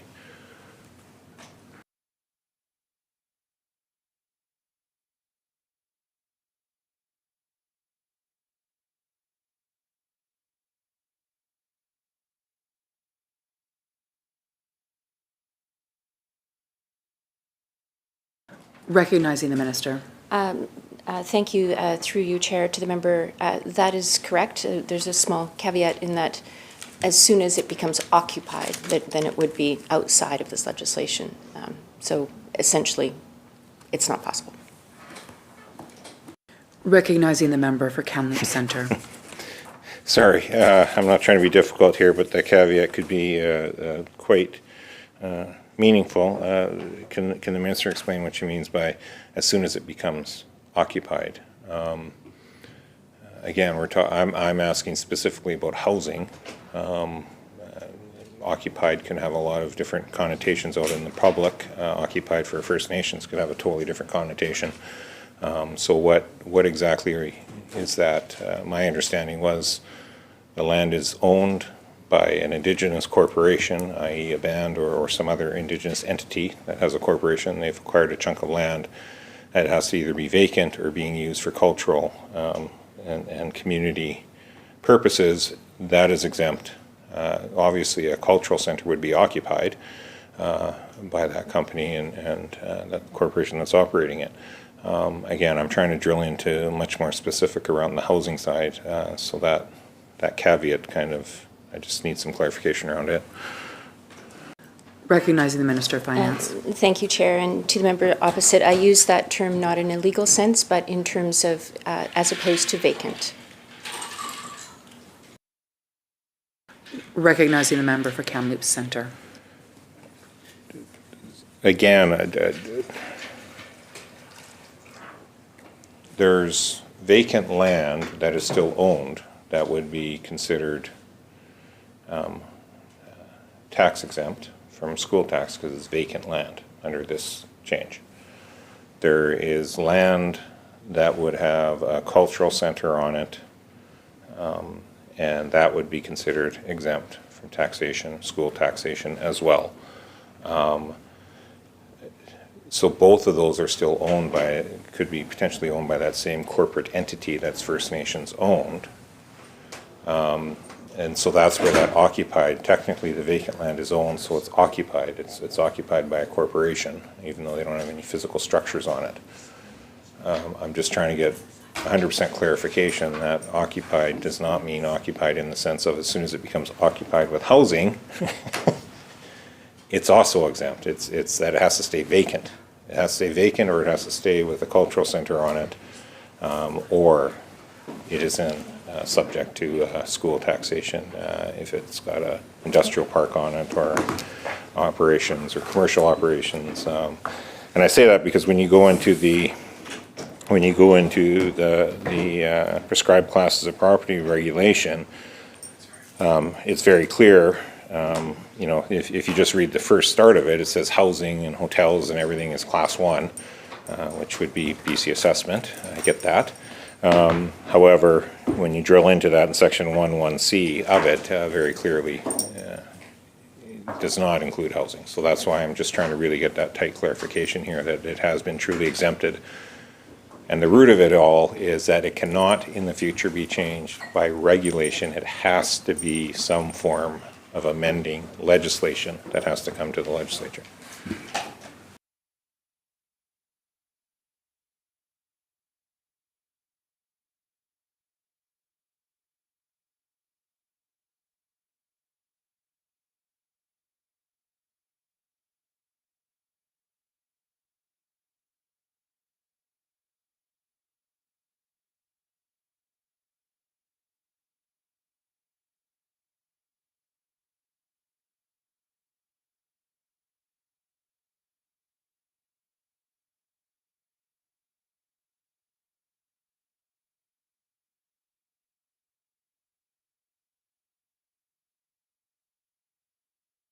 Recognizing the Minister of Finance. Thank you, Chair, and to the member opposite. So, yes, it would be true that it would require an amending piece of legislation for what the member is describing, and that there are two categories captured here. One is vacant property, vacant building, vacancy, or culture or community use. So those are the exemptions.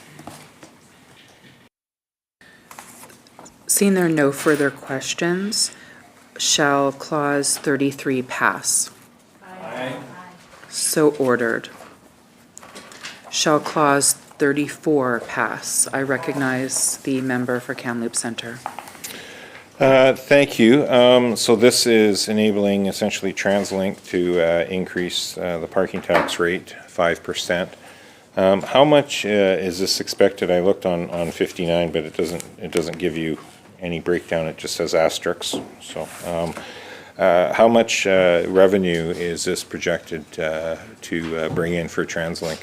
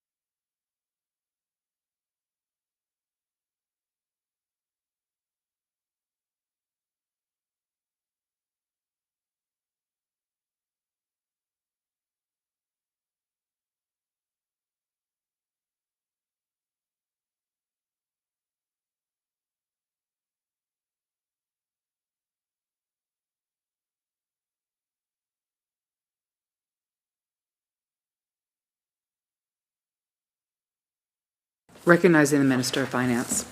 Thank you very much, Chair, and I appreciate the opportunity to speak to this because the member's party very much misrepresented what this was during a second reading debate, suggesting that everyone coming down to Vancouver to have dinner would be paying more for street parking and so on and so forth, none of which was true. So what we're talking about here is off-street parking, and this allows TransLink to increase the amount they charge in their paid parking lots. This is in response to a request from TransLink Off-street parking does not include metered street parking, long-term vehicle storage, a resident's primary parking spaces, and parking sites purchased for 28 consecutive days or more for vehicles solely for business purposes. Where it does apply, the TransLink off-street parking tax applies to the TransLink service area of Metro Vancouver. This includes North Shore, Vancouver, UBC, Bowen Island, Burnaby, Richmond, Delta, a number of others. So how much will this revenue raise, as the member has asked? The amendment increases the maximum rate that TransLink can choose to charge on off-street parking. Currently, it's 24%. This allows them to go as high as 29% through the bylaw. If TransLink raises the rate from 24% to 29%, TransLink would be able to raise approximately $20 million annually. And just to give the member an example of what that looks like in terms of the experience of a consumer, if they're paying off-street parking $5, the 24% is 92 cents and the 29% is 19 cents. Similarly, if they're paying $15, the 24% is $2.76 and the 29% is 58. So 58 cents. I wonder if that's an error. Oh, currently it's at $2.76. It would add 58 cents on. Recognizing the member for Kamloops Centre. Thank you. So this tax rate, this tax change for off-street parking, though, does apply to hotels, does it not?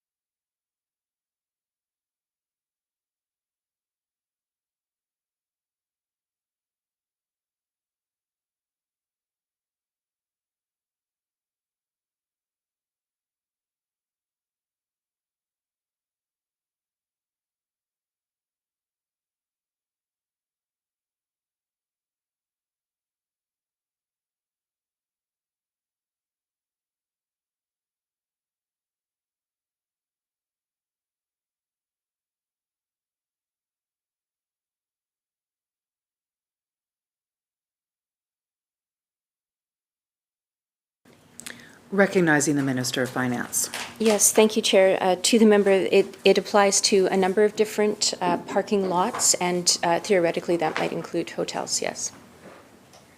Recognizing the member for Kamloops Centre.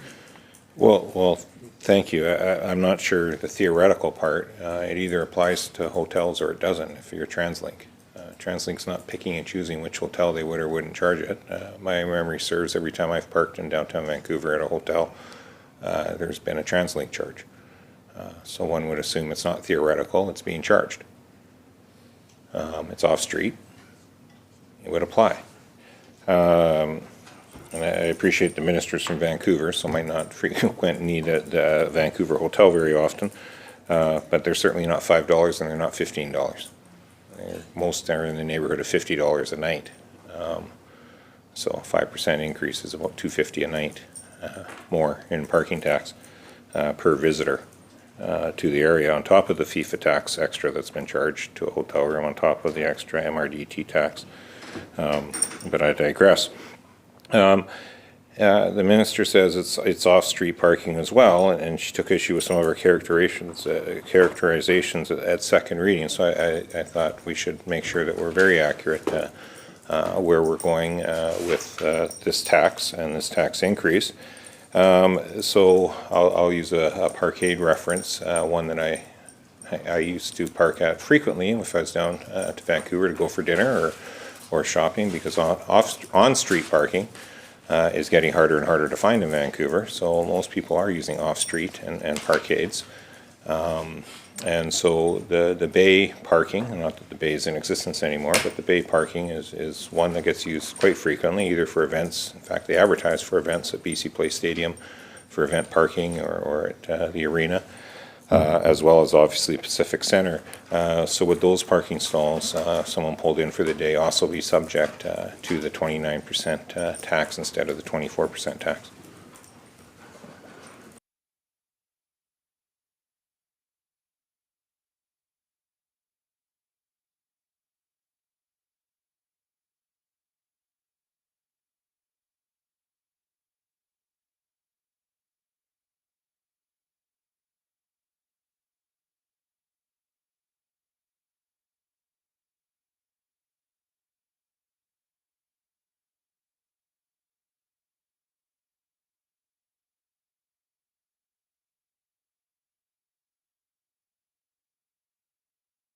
Recognizing the Minister of Finance. Thank you, Chair. Yes, we do believe those are included. Recognizing. Thank you. And it's a pretty wide catchment area TransLink has in terms of service. So there's a great many malls that have surface parking. I can think of several in Richmond that are right next to the SkyTrain line, and they obviously, for demand, to make sure it's not a park and ride situation, have paid parking lots patrolled by private companies for the most part. Would those all be subject to the 29% as well?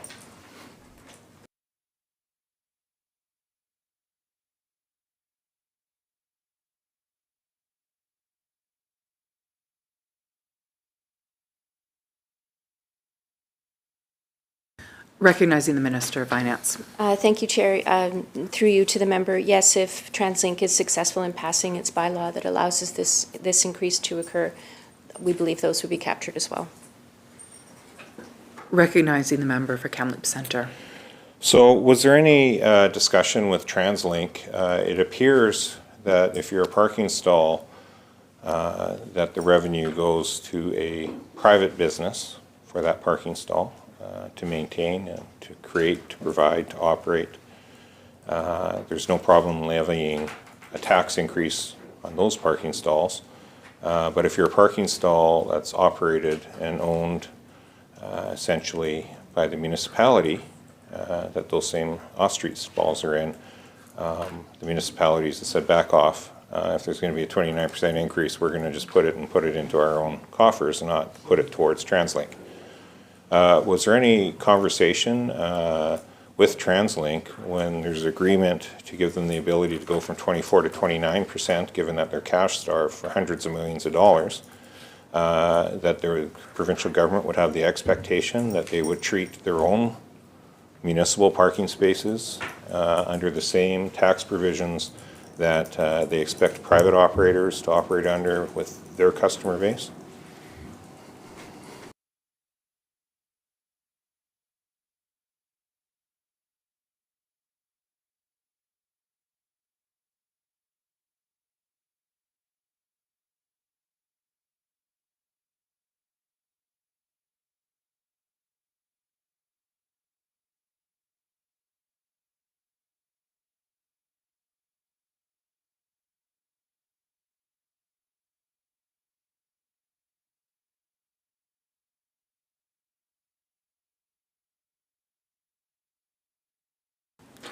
Recognizing the Minister of Finance. Thank you, Chair. Just for clarification, if I could ask the member opposite, specifically, is he referring to municipal parking lots or street parking in municipalities, please? Recognizing the member for Kamloops Centre. Thank you. I'm assuming, maybe we can get clarification, and my assumption was that municipal off-street parking would be considered off-street and still be subject to the tax. But there's the finer granular point around on-street parking that is still got a hefty charge to it. So my assumption was that those off-street parking lots, municipally run or not, are subject to the tax. I'm talking about the on-street parking revenues, which are not insignificant when you consider what certain cities charge, especially in heavily core commercial areas, to encourage high turnover rate and cars to move along. Again, we have TransLink that is desperate for cash. These are member municipalities. They're asking the provincial government for hundreds of millions of dollars of taxes. Was there any discussion with the provincial government trying to make it contingent, these tax increases contingent on municipalities being willing to look at their own charge structure on street parking.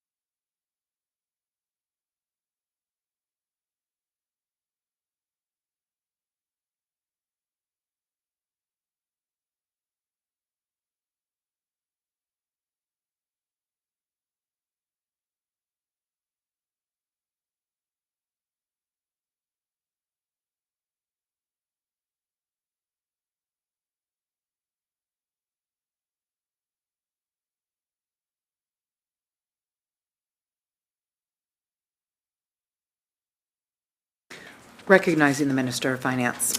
Thank you, Honourable Chair, and through you to the member. At the Ministry of Finance, we're not aware of that having been part of the conversation.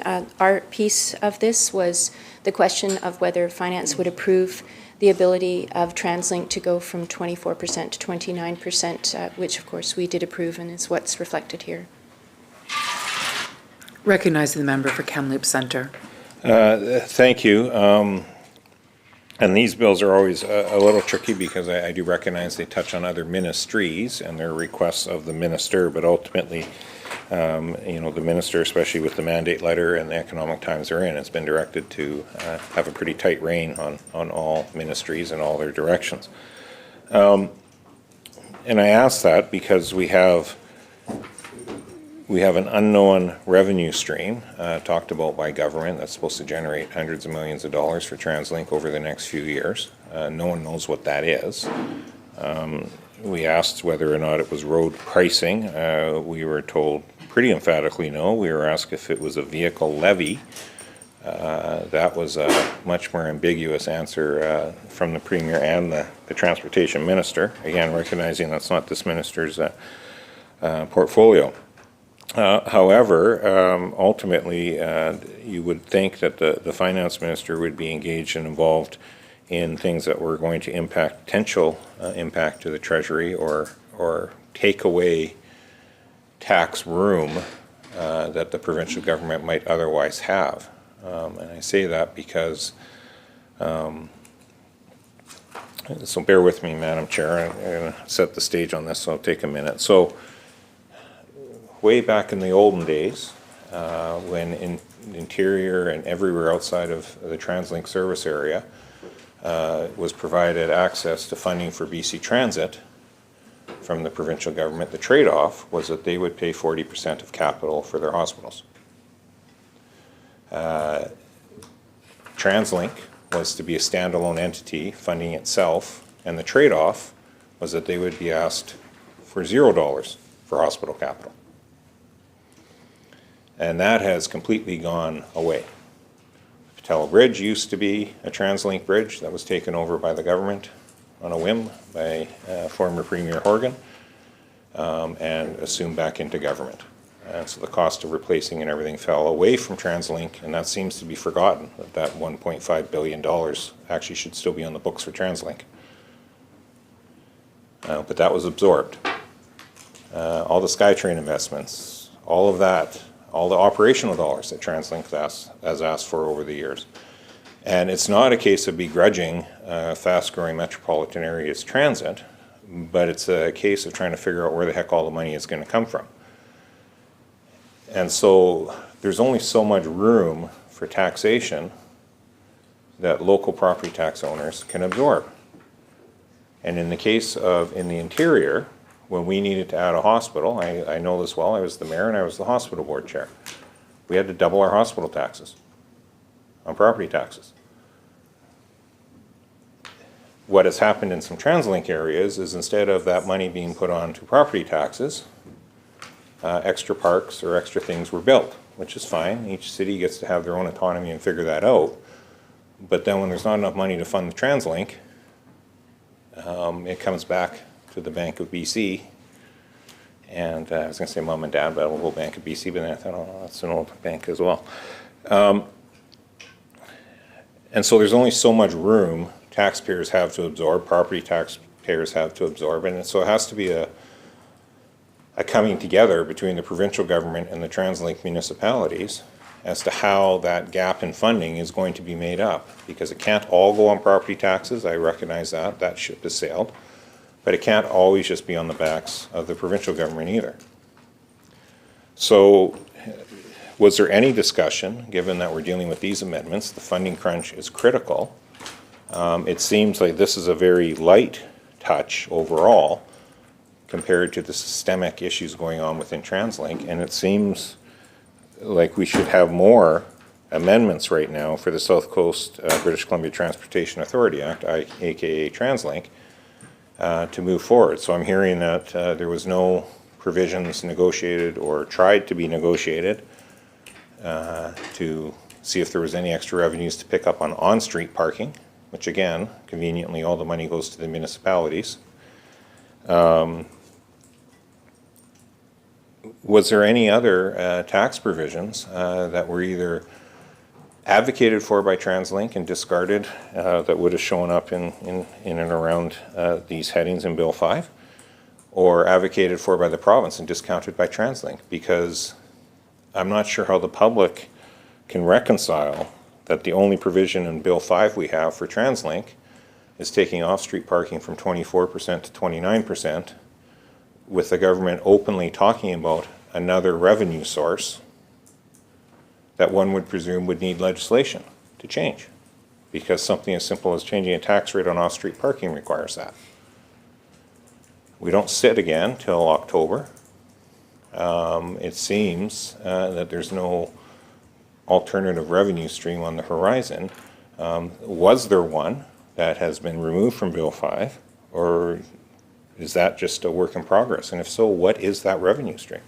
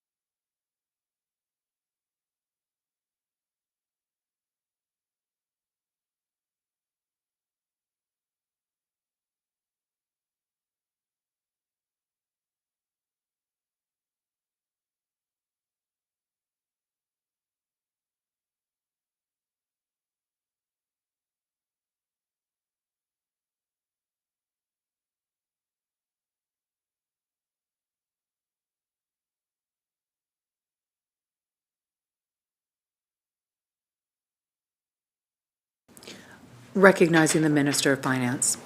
Thank you, Honourable Chair, and to the member opposite. I want to stay focused on the bill at hand, which really is about taxation measures. And the member asked the question, were there taxation measures in relation to TransLink that were removed? And the answer is no.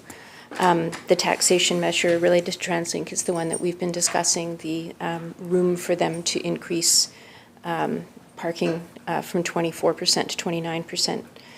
I will also just quickly highlight that this is work that's being led by the Minister of Transportation, and the Ministry of Finance did approve $312 million to be transferred to TransLink in order to provide stability over the next 3 years and ensure that they can continue to do their important work and support the transportation needs of the area that they support.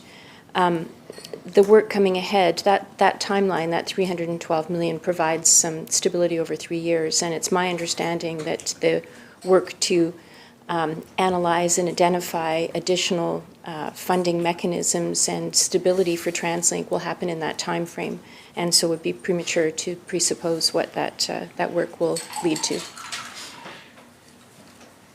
Recognizing the member for Kamloops Centre.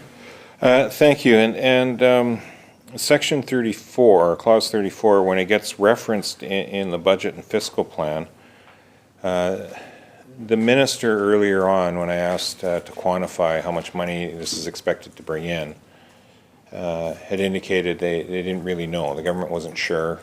It's more to TransLink. It can be up to 29%. It'll be whether they move it from 24 to 26 or 24 to 25, or it just gives them a range.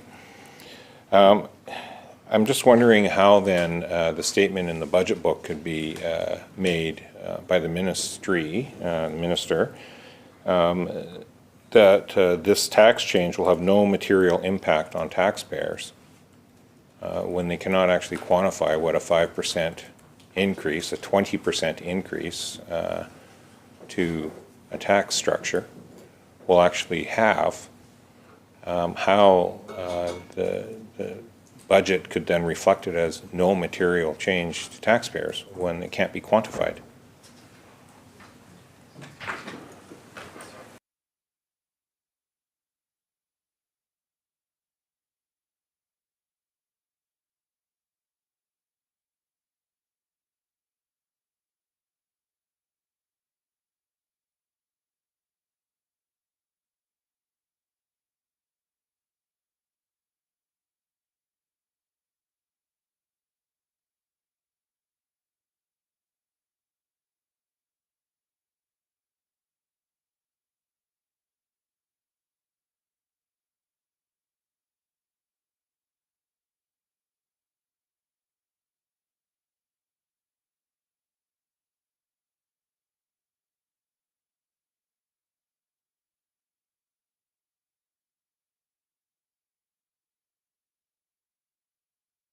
Recognizing the Minister of Finance. Yes, through you, Chair, to the member, my understanding is that the revenue amount, should they go to the full 29%, would be $20 million. But I'll just remind the member that it's not reflected in our budget, in that this is a tax that is collected and delivered directly to TransLink. Recognizing the member for Kamloops Centre. No, I can appreciate that, and that's why I was asking, because I assume that's why it was asterisk on page 59 and not a number associated with it, because it's more about enabling a different taxing authority to collect the tax. But the $20 million that we've now heard, that wasn't provided earlier, in the ministry's mind, is not a material number to taxpayers. So that's an interesting take on adding $20 million to taxpayers. It might not be a provincially charged tax, but it is nonetheless a taxpayer that is going to be paying their portion of this $20 million or more. 24 to 29%, I appreciate it wasn't this government that put in the 24%. I always kind of shake my head with some of these ranges that people are given, because governments seem loath to have round numbers. I'm surprised it's not 29.9%, and that way everyone can say it's not 30. We must have somebody that works in the ministry that used to work for oil and gas, because that's how gas stations price everything too, the 0.9. Why not just get it to, why was the decision made? Was it a direct ask from TransLink? Because we've heard from the minister that this is a range they can go up to. I'm unaware of many municipalities that go to the low end of what they're allowed to when they're cash strapped. Were they asking for 29%? Because if so, I think the public needs to know that, because that means it's not going to be a range. They're going to go to 29% and collect the full $20 million. Had they asked for actually more than 29% and the government capped them at 29%, what was the discussions with TransLink around landing at this 29% that the minister is approving?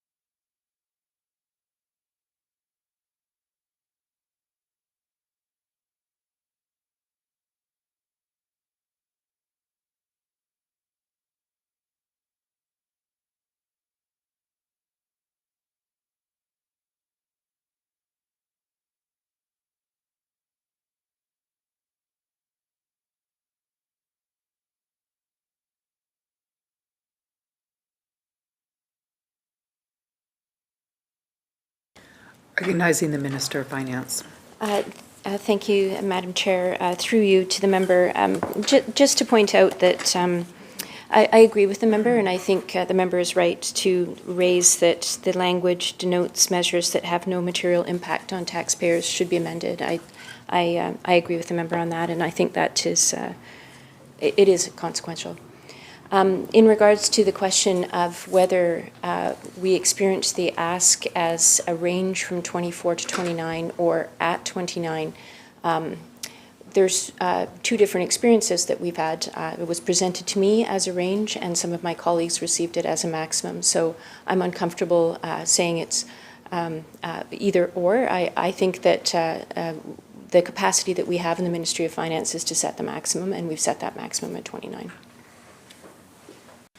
Recognizing the member for Kamloops Centre. Thank you, and I appreciate that, and I do understand, again, from my local government days, how flexibility can be built into the range once it's set in. I guess the question was more, had TransLink asked for something even higher than 29 and was rebuffed by the province, or were they seeking only 27 and the province said, look, we're not going through this every year, let's just put it to 29 and you can step it up as you see fit. Recognizing the Minister of Finance. Yes, thank you, Chair. And I'm not aware of those discussions. If any such discussion occurred, it would have happened within transportation. The Ministry of Finance did not participate in any of those discussions. See no further questions. Shall Clause 34 pass? Aye. So ordered. Shall Clause 35 pass? Recognizing the member for Kamloops Centre. Thank you. Just a few quick questions on 35. I guess the first one is, I'm assuming when I read medical practitioner in this, that in the other acts and the other definitions, that's referring to what would commonly be thought of as a medical doctor, an MD of one designation or another within the province of BC.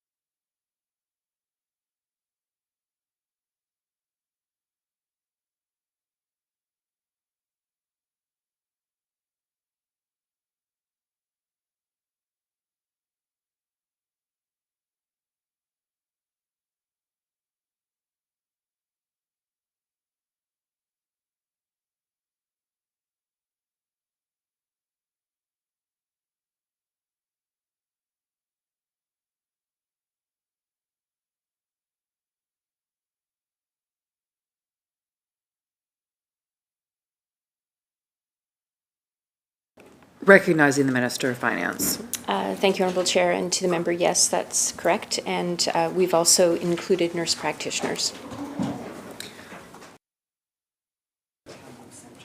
Oh, sorry, my mic wasn't on. Recognizing the member for Kamloops Centre. Oh, not a problem. The minister tried jumping into my next question. So obviously, nurse practitioners being added, but there's an ever-growing array of levels of medical medical advice diagnostics that can happen now. When you look at, say, pharmacists and things of that nature, there's an ever-expanding role out there for a great many people in the medical professions. Frankly, I think the ever-expansion is speaking to a lack of access to healthcare in BC that people are finding, and that's what we see in Bill 11, or reflected right now in terms of 6-day notes and things of that nature.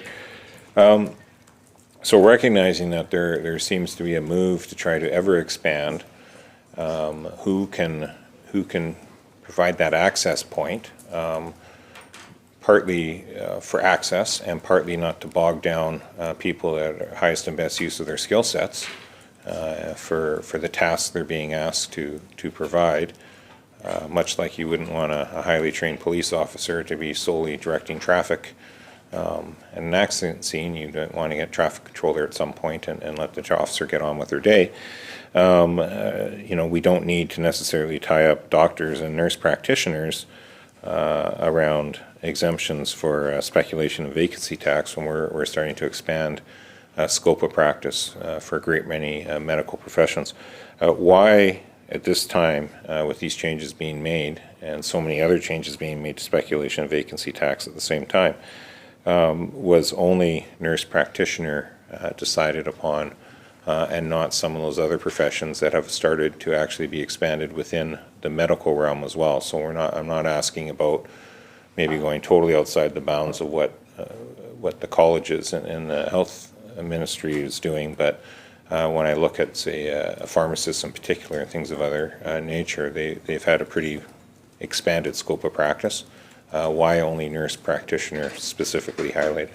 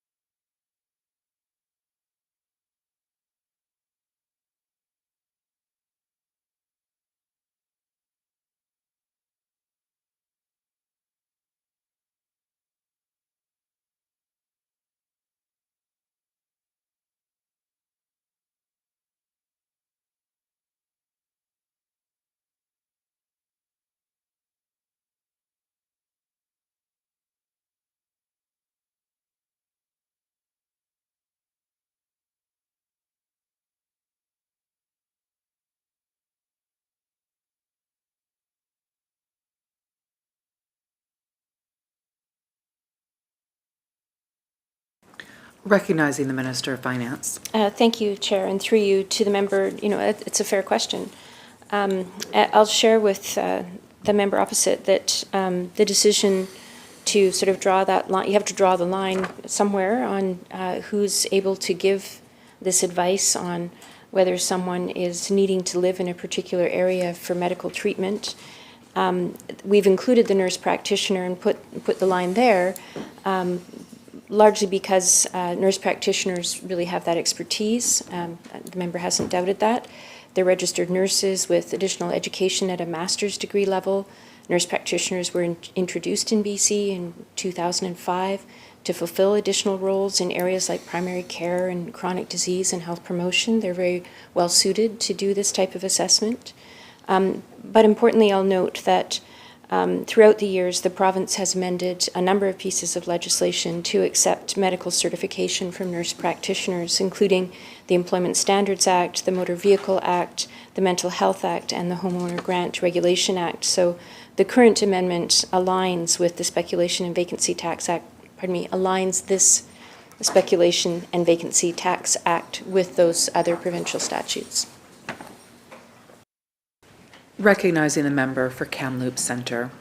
Thank you. So what drove the need for this change? Was it a backlog of people seeking exemptions that were not able to get them? Was it nurse practitioners asking for this added scope of practice? What was the underlying impetus?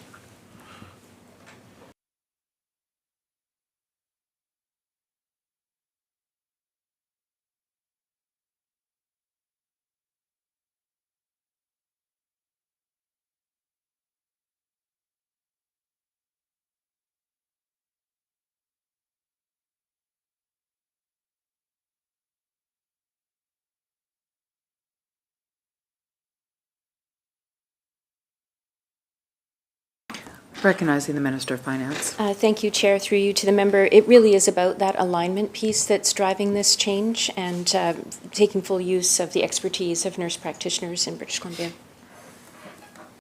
Recognizing the member for Kamloops Centre. Thank you. How many exemptions are granted by this way in any given year? And is there an expectation by adding more access to medical personnel that that number may increase?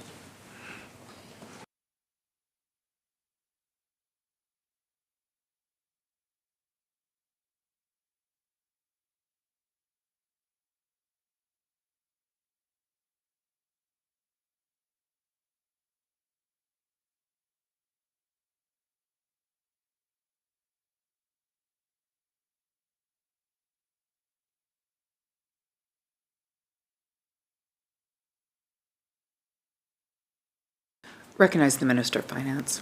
Thank you, Chair, and through you to the member. We don't have that data with us, but we'd be happy to provide it to the member as soon as we're able to access it for him. See no further questions, shall call clause 35 pass. Aye. So ordered. Shall clause 36 pass? Recognize the member for Kamloops Centre. Thank you. So this is increasing the tax rate from 2% to 3% for foreign owners. So I'm just wondering, it's booked at $12 million for this year, this fiscal, $47 million for next fiscal. How much of that is accounted for with this change versus the change in the next clause?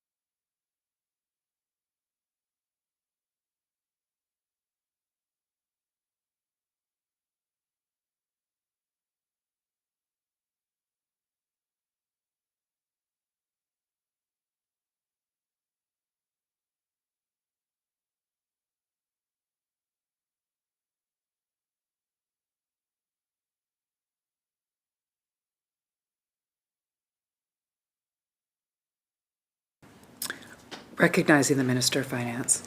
Thank you, Chair. One of the great pleasures of being the Minister of Finance is having people do very fast math on my behalf. Thank you to my team. So to share with the member, the folks that are going to be captured by the 3%, that's 70% of what's represented in that 47 million number annual increase because of this tax. Those that will experience the 1%, that's 30%. So each of those categories, 33 million for the 3% and 14 million for the 1%. Recognize the member for Kamloops Centre. Thank you. How many homes are currently being assessed the 2% tax rate, and how many are they expecting that number to be with the 3%?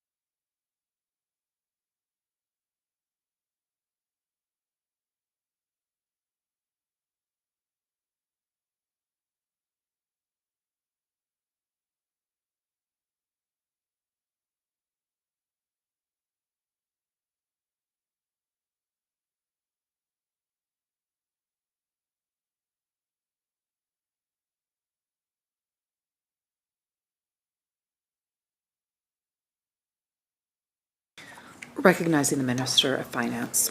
Thank you very much, Honourable Chair. Through you to the member.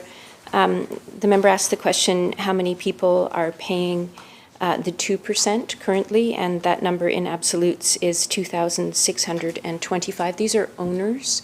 The member framed the question in terms of homes, but we categorize by owners, 2,625. And we do not have the data in terms of how many people will be paying at 3%. There has been research done. I know that the Minister of Housing has this data. I don't personally have it, but I've heard reference to quite a lot of research that's gone into the question of what rate would lead to what behavior. And of course, the goal of this tax is that people don't pay this tax, because we would like to see these homes brought onto the market and people living in them on a long-term basis. Recognizing the member for Kamloops Centre. Thank you. Well, based on that answer, though, it seems like the driver of this tax change is for revenue, not to drive more homes to be opened up for people. If 2/3 is essentially of the increase going to be coming from this 1% increase from 2 to 3, is the minister saying that the Ministry of Finance is just simply a flow through when it comes to a tax that's going to generate $34 million a year, and no questions were asked about going to 5% and what that would do in modeling, and saying, okay, but 5% will actually take it from a $34 million net increase to a decrease? I guess I'll ask the question this way, because then I can do some backwards math. If it's going to increase $33 million by going from 2% to 3%, how much is the 2% currently generating in this year?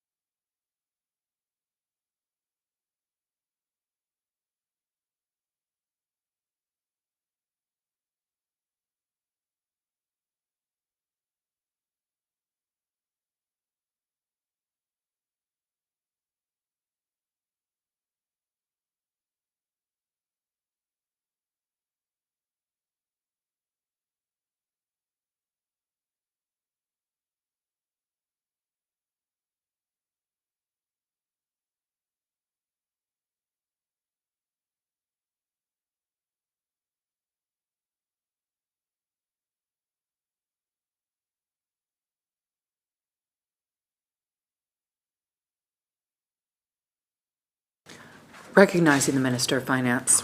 Thank you, Chair. And the first thing I would say to the member opposite, through you, Chair, is that no, this is a tax that's designed to address a housing challenge. This is not a revenue tax. This is a tax that is about behavioral change, and it's about addressing a challenge, very significant challenge that our province struggles with in terms of housing. So the question, part of the question was in regards to the folks who are paying 2%, what amount are they currently paying? The most recent data that I have available at our fingertips is 2023, and that number was 52.8 million, or say 53 million. In terms of the modeling and work that we've done in regards to increasing the tax, there was a regression model based on historical data that does in fact show that behavior change is happening, and the change in behavior in terms of bringing more houses onto the market as rentals or being sold, those changes have been factored in through that through those numbers. I'll also just mention that I have a table that reports data in the SVT annual mayor's consultation and demonstrates that except for 2022, when the housing market peaked, SVT revenue has been declining since 2019 as the tax incentivizes property owners to sell or to rent out their empty units, which of course is the objective of this tax, or to use them as their home. So despite the SVT expansion to 6 new communities in 2023, the revenue decline continues, mainly because of the decrease in the number of foreign owners and untaxed worldwide earners who are subject to the tax, and the decrease in the average value of the properties they owned. So 2028 SV2 revenue was 68.3. I read that incorrectly. Let me correct myself. 2018, I won't be a future traveler. SVT revenue is 68.3, 2019, 85.8, 2020, 80.6, 2021, 78.4, 2022, 81.9, 2023, 75.2. Recognizing the member for Kamloops Centre. Thank you. So the problem with those numbers is that we're going from 2% to 3%. So it's actually a pretty straightforward calculation to figure out what the increase is. The minister is projected to add $33 million in revenue based on that 1% change, going from 2 to 3. Yet we're only collecting $53 million based on latest numbers. 2 to 3 on a $53 million revenue source would actually get you to about $27 million more. So the number of units or the value of the units, the desire to create space with this tax seems to be stalling if we're now saying, and I accept that the 53 million is a year-old number, but to project $33 million, you'd have to be collecting at a minimum $66 million in this current year.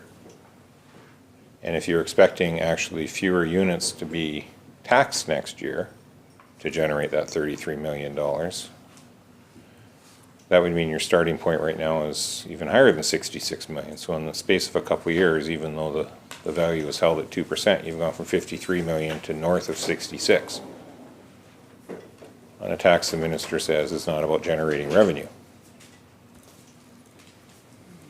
But it very much appears to be generating revenue over and above any housing units that flip from being charged speculation and vacancy tax to being occupied and no longer triggering that tax. The ratios seem a little skewed as well, with the 53 million and the 75 million, not too much off, but a little bit. So that appears we're going from 2/3 of it being offshore speculation taxpayers to 75%, or yeah. Anyways, I won't get too far into that rabbit hole. Bottom line is this: it very much appears that going from 2 to 3% is not fundamentally changing the housing landscape in British Columbia. It's just generating revenue for government. The premise of speculation vacancy tax is supposed to be to actually generate housing, not collect revenue. I accept the minister's rationale on that because that's what I've heard from government ever since it's been introduced. But the numbers would indicate something different. The numbers with this tax change would indicate this is strictly a way to generate revenue for government.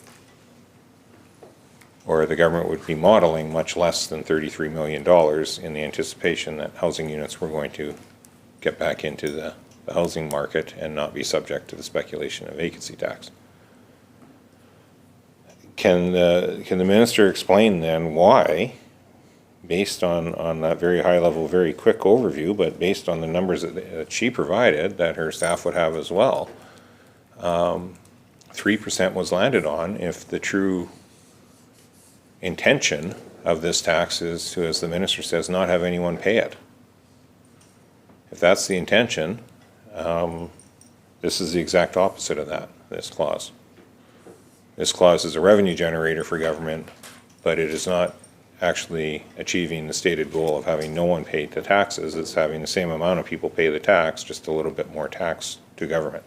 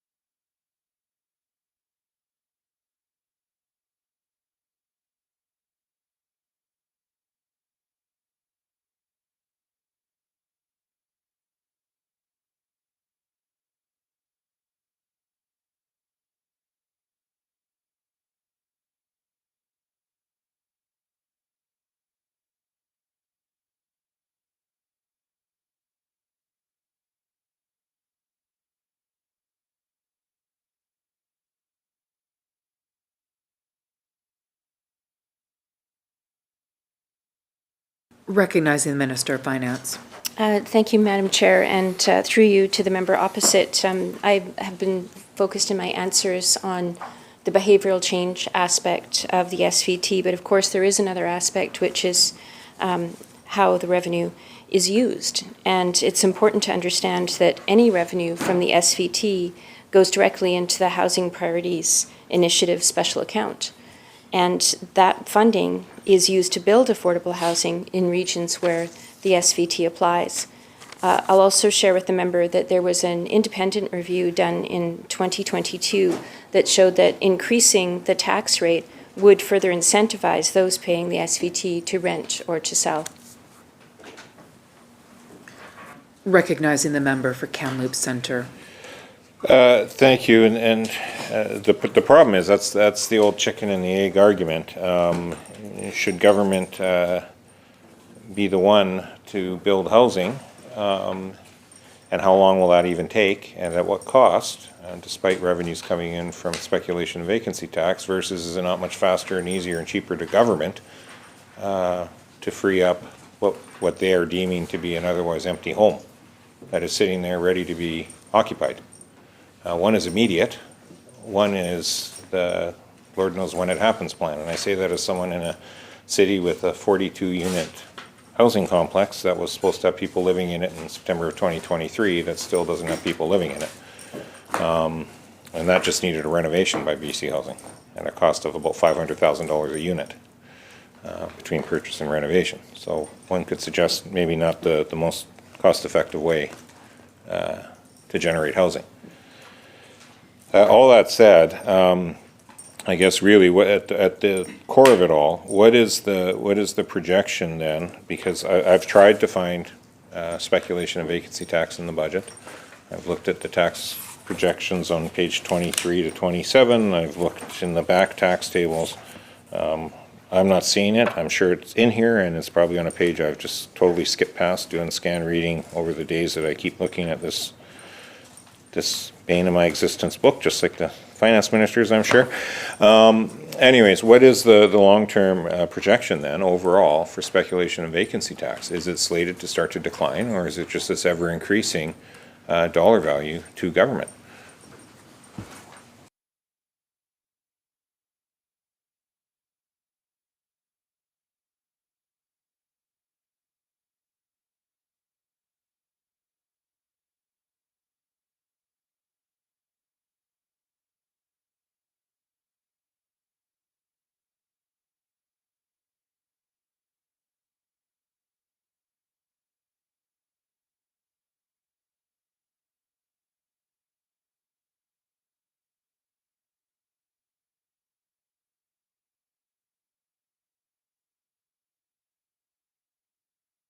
Recognize the Minister of Finance. Thank you, Chair. I'll direct the member through you, Chair, to page 138. Speculation and vacancy tax is included on table A5, material assumptions revenue.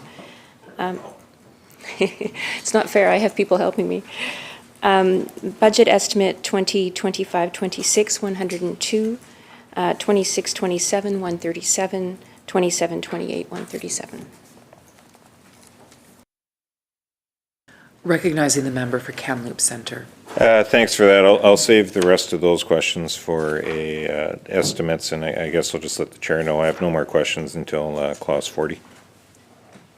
See no further questions. Shall clause 36 pass? Aye. So ordered. Shall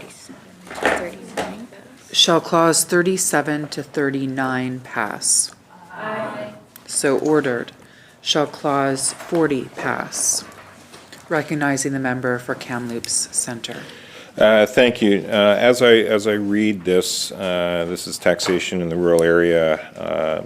Again, very similar to what we had with the School Act as I read it, in terms of Indigenous lands that would be out of reserve and used for cultural and community usage, as well as vacant land. Can I just confirm with the government that this is around taxation for the rural areas, in other words, unincorporated areas, commonly referred to electoral areas within regional districts, and not municipally held land within what would be defined as a municipality.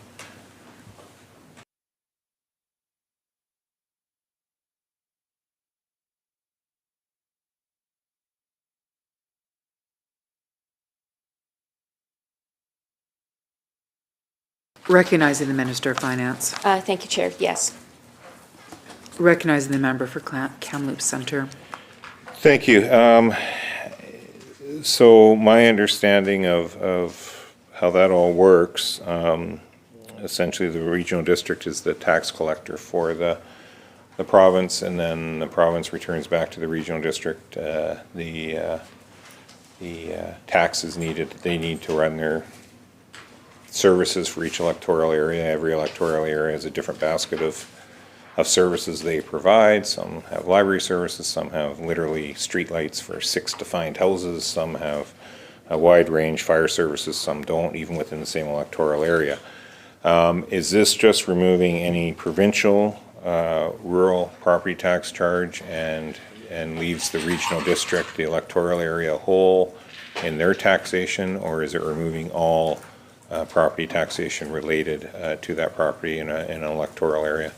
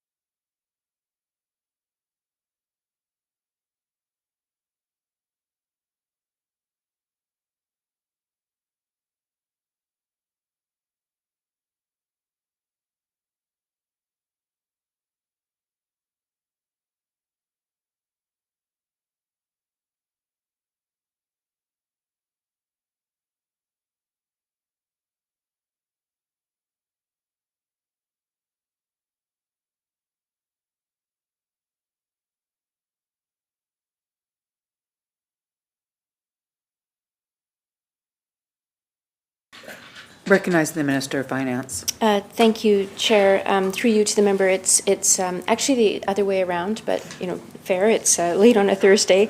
It's the province that collects and remits to the rural district, and the exemption does flow through to these other rural district taxes. Recognizing the member for Kamloops Centre. Sorry, yeah, that is how I phrased it too, so we're on the same page at least. Okay, so it sounds like regional districts, electoral areas will have, lose taxation, lose assessments that these properties would have. A great many of these falling under this act would actually be in electoral areas, not in defined municipalities. Is the province intending then to provide those regional districts, those electoral areas specifically? Because each electoral area operates on its own budget. It's not like it's a cumulative budget like a municipality does, where one neighborhood chips in for a park in a different neighborhood. These aren't global budgets. These are very, as I referenced, these are very defined service-related budgets that get very granular within a regional district. So you can have within one electoral area, literally a streetlight service that only the 10 homes on that one rural road want to have a streetlight on, and neighbor number 11 never opted in, and they don't pay it. The cost gets calculated, managed by the regional district, and away it goes. There's a wide range of services. Some are mandatory, like library services, which can get quite expensive. Some have administrative costs, where everyone pays into that global administrative cost. But that goes into that total cost that the regional district has. Some of these areas would have pretty significant, potentially utility corridors on them that generate a lot of money for that electoral area, where if that piece of land, as a chunk of land, may not have, say, a huge dollar value attached to it and gets acquired by a First Nation corporation, to the regional district on a taxation level, because of the utility corridor running through it, it actually has a significant tax implication. Has that been thought through in terms of those potential revenue drops to a regional district, and most specifically to a very small population-based electoral area that would literally cover, 10,000 square kilometers, and could very easily see a large portion of their revenue source drop by a chunk of fallow land being acquired by a First Nations corporation?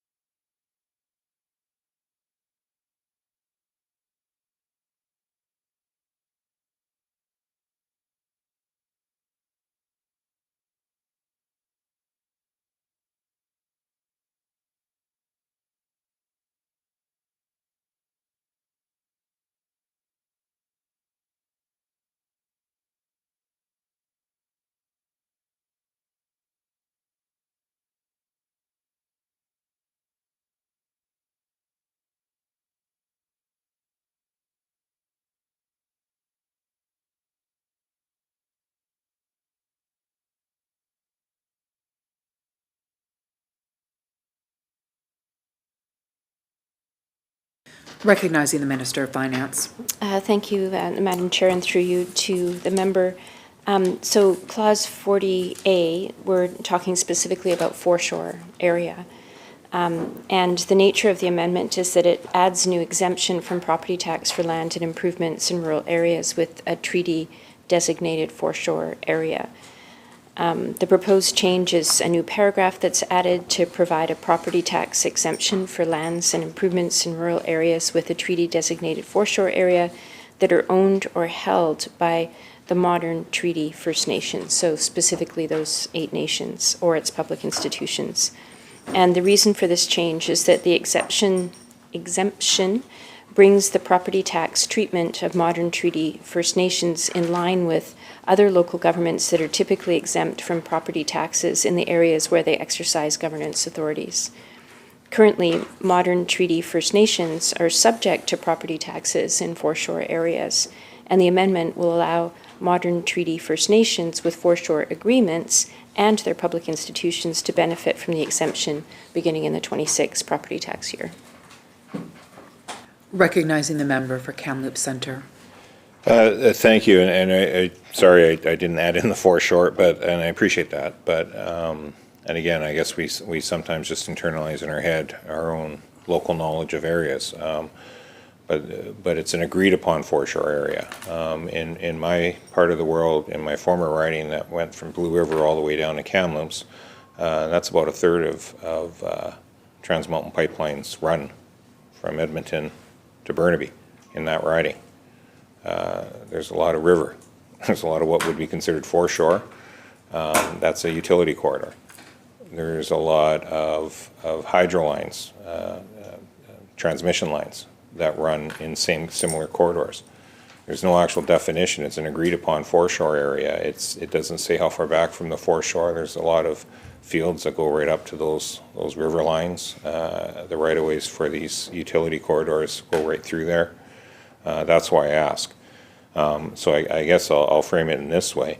I'm assuming, a two-part question, I'm assuming no consultation with UBCM then to make sure that regional districts and electoral areas would be properly looked after if there was a revenue drop.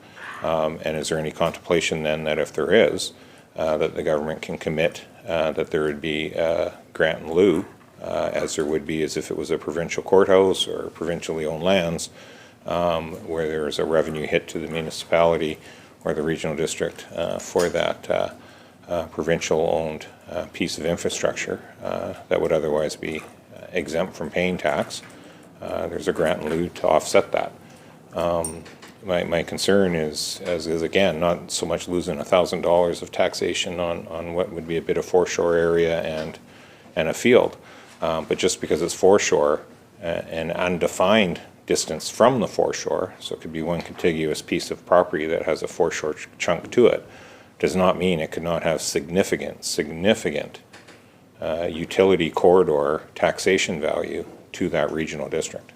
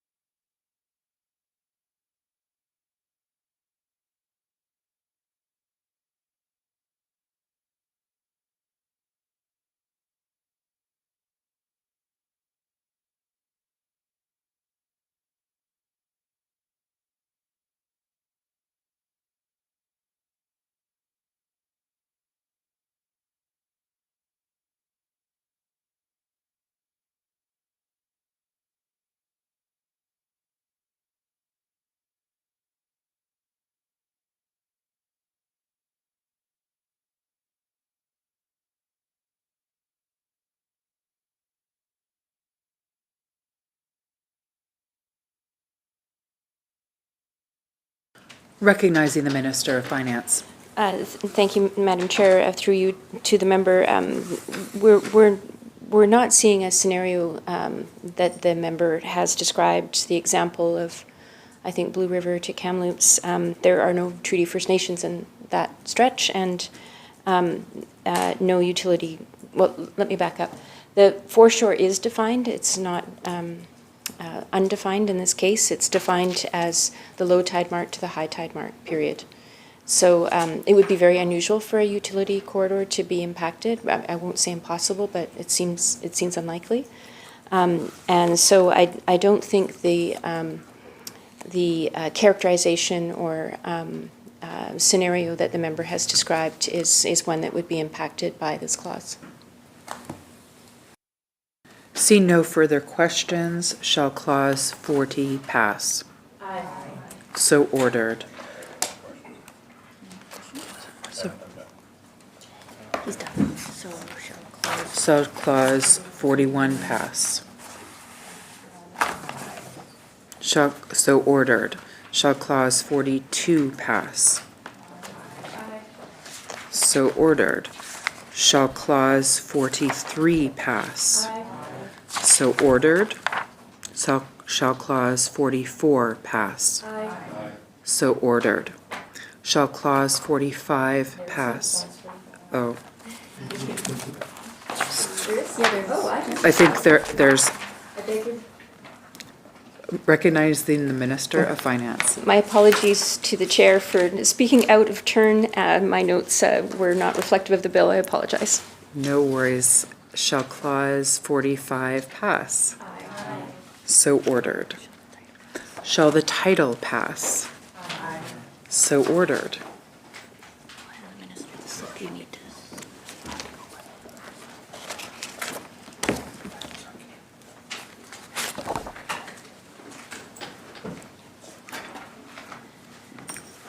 Recognizing the Minister of Finance. Thank you very much, Chair. Before I close, I would just like to thank the member opposite. I found this exchange fruitful, and the member offered a number of suggestions that I personally found helpful, and so I just want to thank the member for the nature of the exchange on this section of this bill. Thank you. Also, just to thank my team for their support. As always, I'm very lucky to be a minister that works with such a strong and supportive team. Honourable Chair, I move that the committee rise and report the bill complete with amendment. Members have heard the question. Those in favour indicate aye. Aye. Those opposed indicate nay. Motion is carried. This committee stands adjourned.